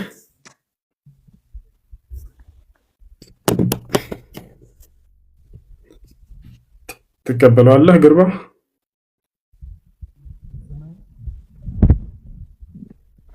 ድምፅህ አይሰማም እየተናገርክ ነው። እሺ እኔ የጠየኩ ያለው መጀመሪያ ስለ አላህ ነው እንጂ ስለ ሌላ አይደለም የጠየኩት። አለው የለውም ብያለሁ፣ መለስልኛል። ስለ አላህ መለስንልህና ከዚያ እግዚአብሔር ሌላ ጥያቄ ደግሞ እኔ እምነቴ ምን እንደሆነ የምታውቃለህ? እሺ እምነትህ ምንድን ነው አንተ? እኮ ስለ እምነት ሳይሆን እኔ አሁን የምጠይቅህ ነገር ጠይቄ ወደ አንተ ሊመጣ ነው ወይስ ምንም አይደለም? የማሰው እኔን ማቋ ስለዚህ ጠይቅህ መመለስ ነው ያለብህ እንጂ ስለ እኔ እምነት አይደለም የጠየቅኩህ። አይ ቀጥልሽ ነው እግዚአብሔር እጅ አለው ወይ ስለ ታዲያ ለምን መለስክ? እጅ አለው ወይ ስለ የለውም ብዬ ነው ማምነው አልከኝ። አይ ያለው ብዬ ሳሳይህ ደግሞ የኔ እምነት አይ አላየሁም፣ ማየትም አላየሁም፣ ስክሪን አይታየኝም ብዬሃለሁ እኮ ስክሪን አያሳይም እዚህ ያውና። እሺ ሕዝቅኤል 21:17 ላይ እኔ ደግሞ በእጄ አጨበጭባለሁ መዓቴንም እጨርሳለሁ እኔ እግዚአብሔር ተናግሬአለሁ ይላል። በእጄ አጨበጭባለሁ ይላል እግዚአብሔር። እጅ ያለው በእጆቹ ያጨበጭባል። የማን እግዚአብሔር ነው እሱ? የማን እግዚአብሔር? መጽሐፍ ቅዱስ ላይ ፈጣር ማለት ነው። መጽሐፍ ቅዱስ ላይ አይ ለማንኛውም እኔ የታየኝ አይደለም ጠንቁስ ንገረኝና ሕዝቅኤል 21:17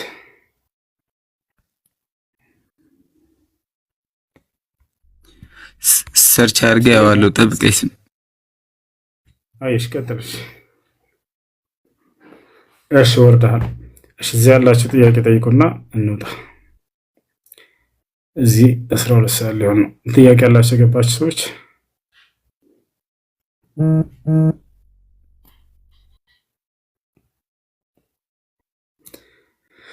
እሺ መልካም አዳር ይሆንላችሁ። ሱብሓነከ አላሁመ ወቢሐምዲከ አሽሀዱ አን ላ ኢላሃ ኢላ አንተ አስተግፊሩከ ወአቱቡ ኢለይክ። አሰላሙ አለይኩም ወረሕመቱላሂ ወበረካቱሁ። ቻው ቻው ቻው።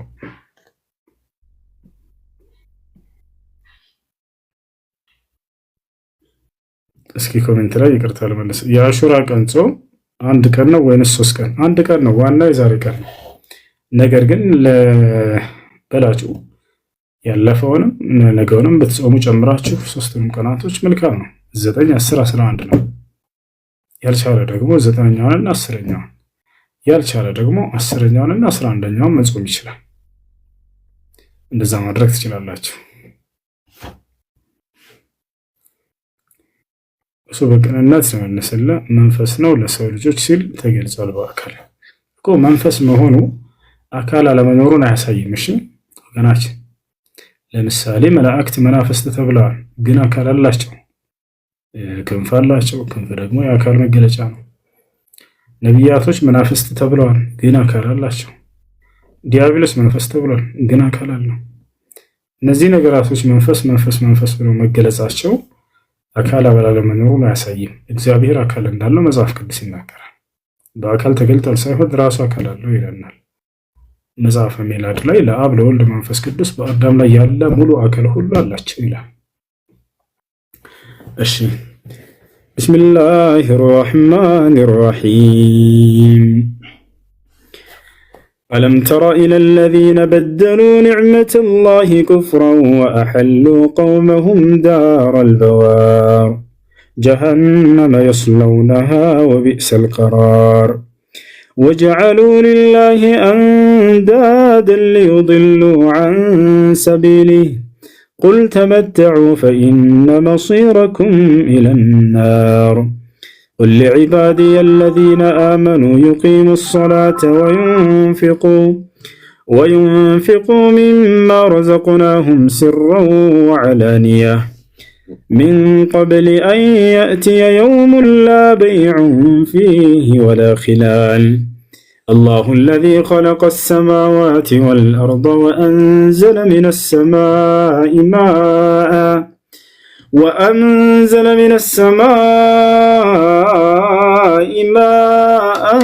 فأخرج به من الثمرات رزقا لكم وسخر لكم الفلك لتجري في البحر بأمره وسخر لكم الأنهار وسخر لكم الشمس والقمر دائبين وسخر لكم الليل والنهار وآتاكم من كل ما سألتموه وإن تعدوا نعمة الله لا تحصوها إن الإنسان لظلوم كفار وإذ قال إبراهيم رب اجعل هذا البلد آمنا واجنبني وبني أن نعبد الأصنام رب إنهن أضللن كثيرا من الناس فمن تبعني فإنه مني ومن عصاني فإنك غفور رحيم ربنا إني أسكنت من ذريتي بواد غير ذي زرع عند بيتك المحرم ربنا ليقيموا الصلاة فاجعل أفئدة من الناس تهوي إليهم وارزقهم من الثمرات لعلهم يشكرون ربنا إنك تعلم ما نخفي وما نعلن وما يخفى على الله من شيء في الأرض ولا في السماء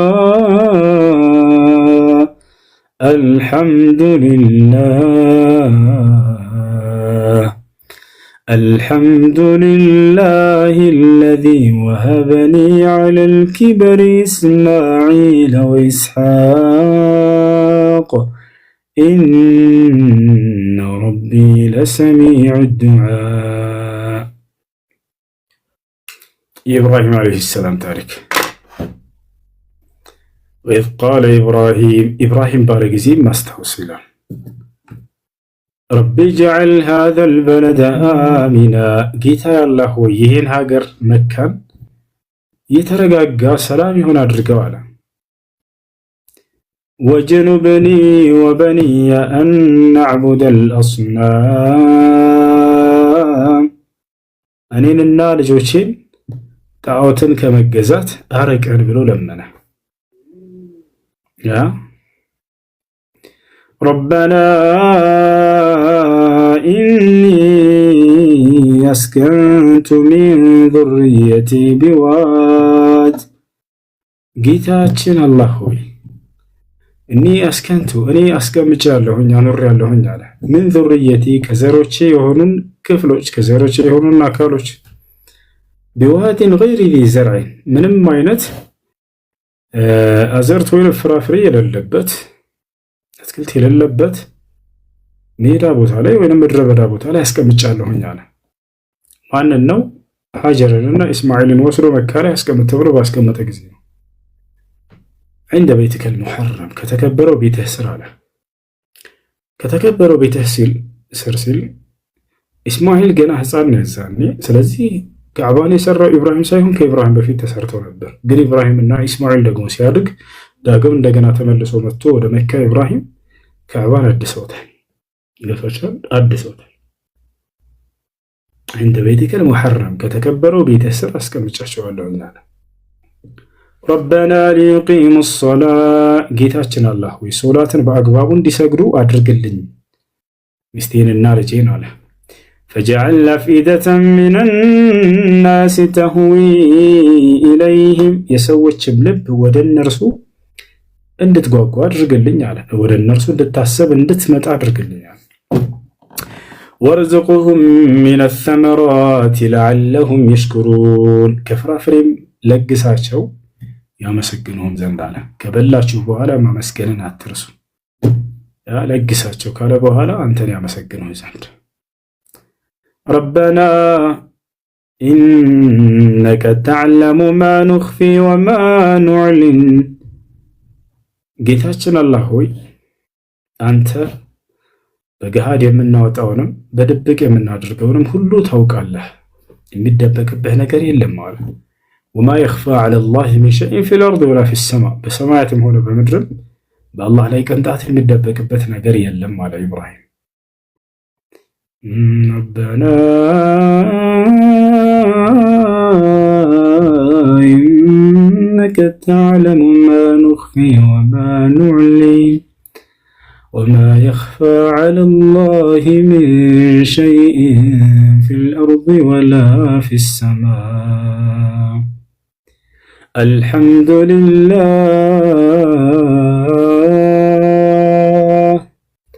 الحمد لله الذي وهب لي على الكبر إسماعيل وإسحاق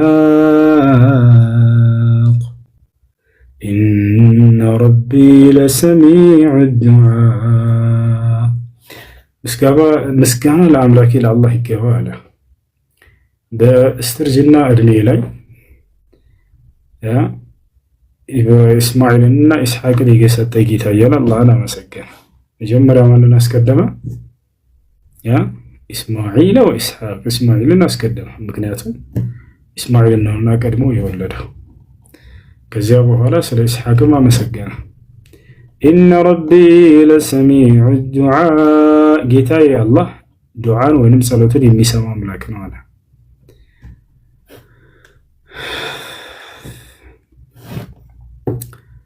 ስለተዋለላችሁ ጸጋ አላህን አመስግኑት። ኢብራሂም በጣም አመስጋኝ ነበር። እንዳለ በየአንቀጹ ላይ አላህን ያመሰግናል። ከፍራፍሬው ለግሳቸው አንተን ያመሰግኑ ዘንድ እያለ ተናገረ። ኢስማኤልን ሰጠኸኝ፣ ምስጋና ለአንተ ይገባ እያለ ምስጋናን ወደ አምላካቸው ያደርሳሉ። ነቢዩ ሰለላሁ ዐለይሂ ወሰለም ታዲያ አላህ በሰጣቸው በጥቃቅን ጸጋ ሳይቀር አላህን ያመሰግኑት ነበር። አላህን በጣም ያመሰግኑ ነበር። ካነ የሕመዱ ነቢ ሰለላሁ ዐለይሂ ወሰለም ረበሁ ፊ ኩል ሸይ፣ በሁሉ ነገራቸው ላይ ያመሰግኑታል አላህ ሱብሓነሁ ወተዓላ። ይህ ነው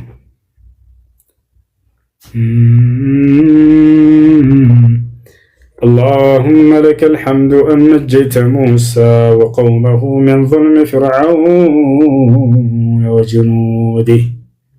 اللهم لك الحمد أن نجيت موسى وقومه من ظلم فرعون وجنوده. اللهم تقبل صيامنا، اللهم تقبل صيامنا وقيامنا وركوعنا وسجودنا وسائر أعمالنا. اللهم لك الحمد أن نجيت موسى وقومه من ظلم فرعون وجنوده. أشي ሊንዳ ጥያቄ አለሽ? ሄሎ ሰላም አለይኩም ወንድሜ። ወአለይኩም ሰላም ወራህመቱላሂ ወበረካቱ። ሄላ ጥያቄ ለመጠየቅ ነበረ። እሺ ጥያቄሽ ምንድነው? አይ የጥፍር ማጠንከሪያ ሰላት ያሰግዳል ወይ አያሰግድም የሚለውን ነበር ወንድሜ። የጥፍር ማጠንከሪያ ስትይ ጥፍር ቀለም ሳይሆን አይ ቀለም ሳይሆን ማጠንከሪያ እንደ ውሃ ነገር ሆኖ ማለት ነው። የጥፍር ማጠንከሪያ። እሺ ወደ ጥፍራችን ውሃ እንዳይገባ ይከለክላል እሱ ወይንስ አይከለክልም? አይደለም አሁን ማጠንከሪያ ስለ ከላይ እንደ ጥፍር ቀለም ሆኖ ራሱን የቻለ እንደ ጥፍር ቀለም ሆኖ ማጠንከሪያ ነው፣ ከላይ ነው የሚቀባው እኮ። ያ በጥፍራችን ላይ የምንቀባው እርሱ ጥፍራችን ላይ ውሃ እንዳይገባ ሁሉ በምናደርግ ጊዜ ጥፍራችን ላይ ውሃ እንዳይገባ ጥፍራችን ውሃ እንዳይነካው ይከለክላል ወይንስ አይከለክልም? ውሃ እንዳይገባ የሚከለክል ከሆነ ያና ልጆች ሴቶች አው መሰል ይከለክላል ውሃ እንዳይገባ እያሉ እንደዛ ከሆነ አይቻልም። ምክንያቱም ወዱ በምናደርግ ጊዜ ጥፍራችን ሳይቀር ውሃ መንካት ስላለበት ውሃን የማይከለክል ቢሆን ኖሮ ግን ችግር የለም። ስለዚህ አሁን ግን እንዳደርጋለን ማለት እሱን ነገር የወር አበባ ላይ በምትሆኑ ጊዜ ሶላት ስለሌለባችሁ በዚያ ሰዓት ብትቀቡ ችግር የለውም። ወደራ እሺ ያ እንዲሁም ደግሞ በየሶላቱ መካከል ለምሳሌ በየሶላቱ መካከል ሶላት ሰግደሽ ዙሁርን ከጨረሽ በኋላ እስከ አሱር ድረስ ባለው ጊዜ ብትቀቢ ችግር የለውም። ልክ አሱር ላይ ግን ያንን አስለቅቀሽ እንደገና ውዱ ማድረግ ይጠበቅብሻል። ይሄን ለማድረግ ችግር የለብኝም ካልሽ አንቺ ችግር የለውም ብትቀቢ። እሺ ወንድሜ፣ እሺ ባረከላህ ፊክ፣ አመሰግናለሁ።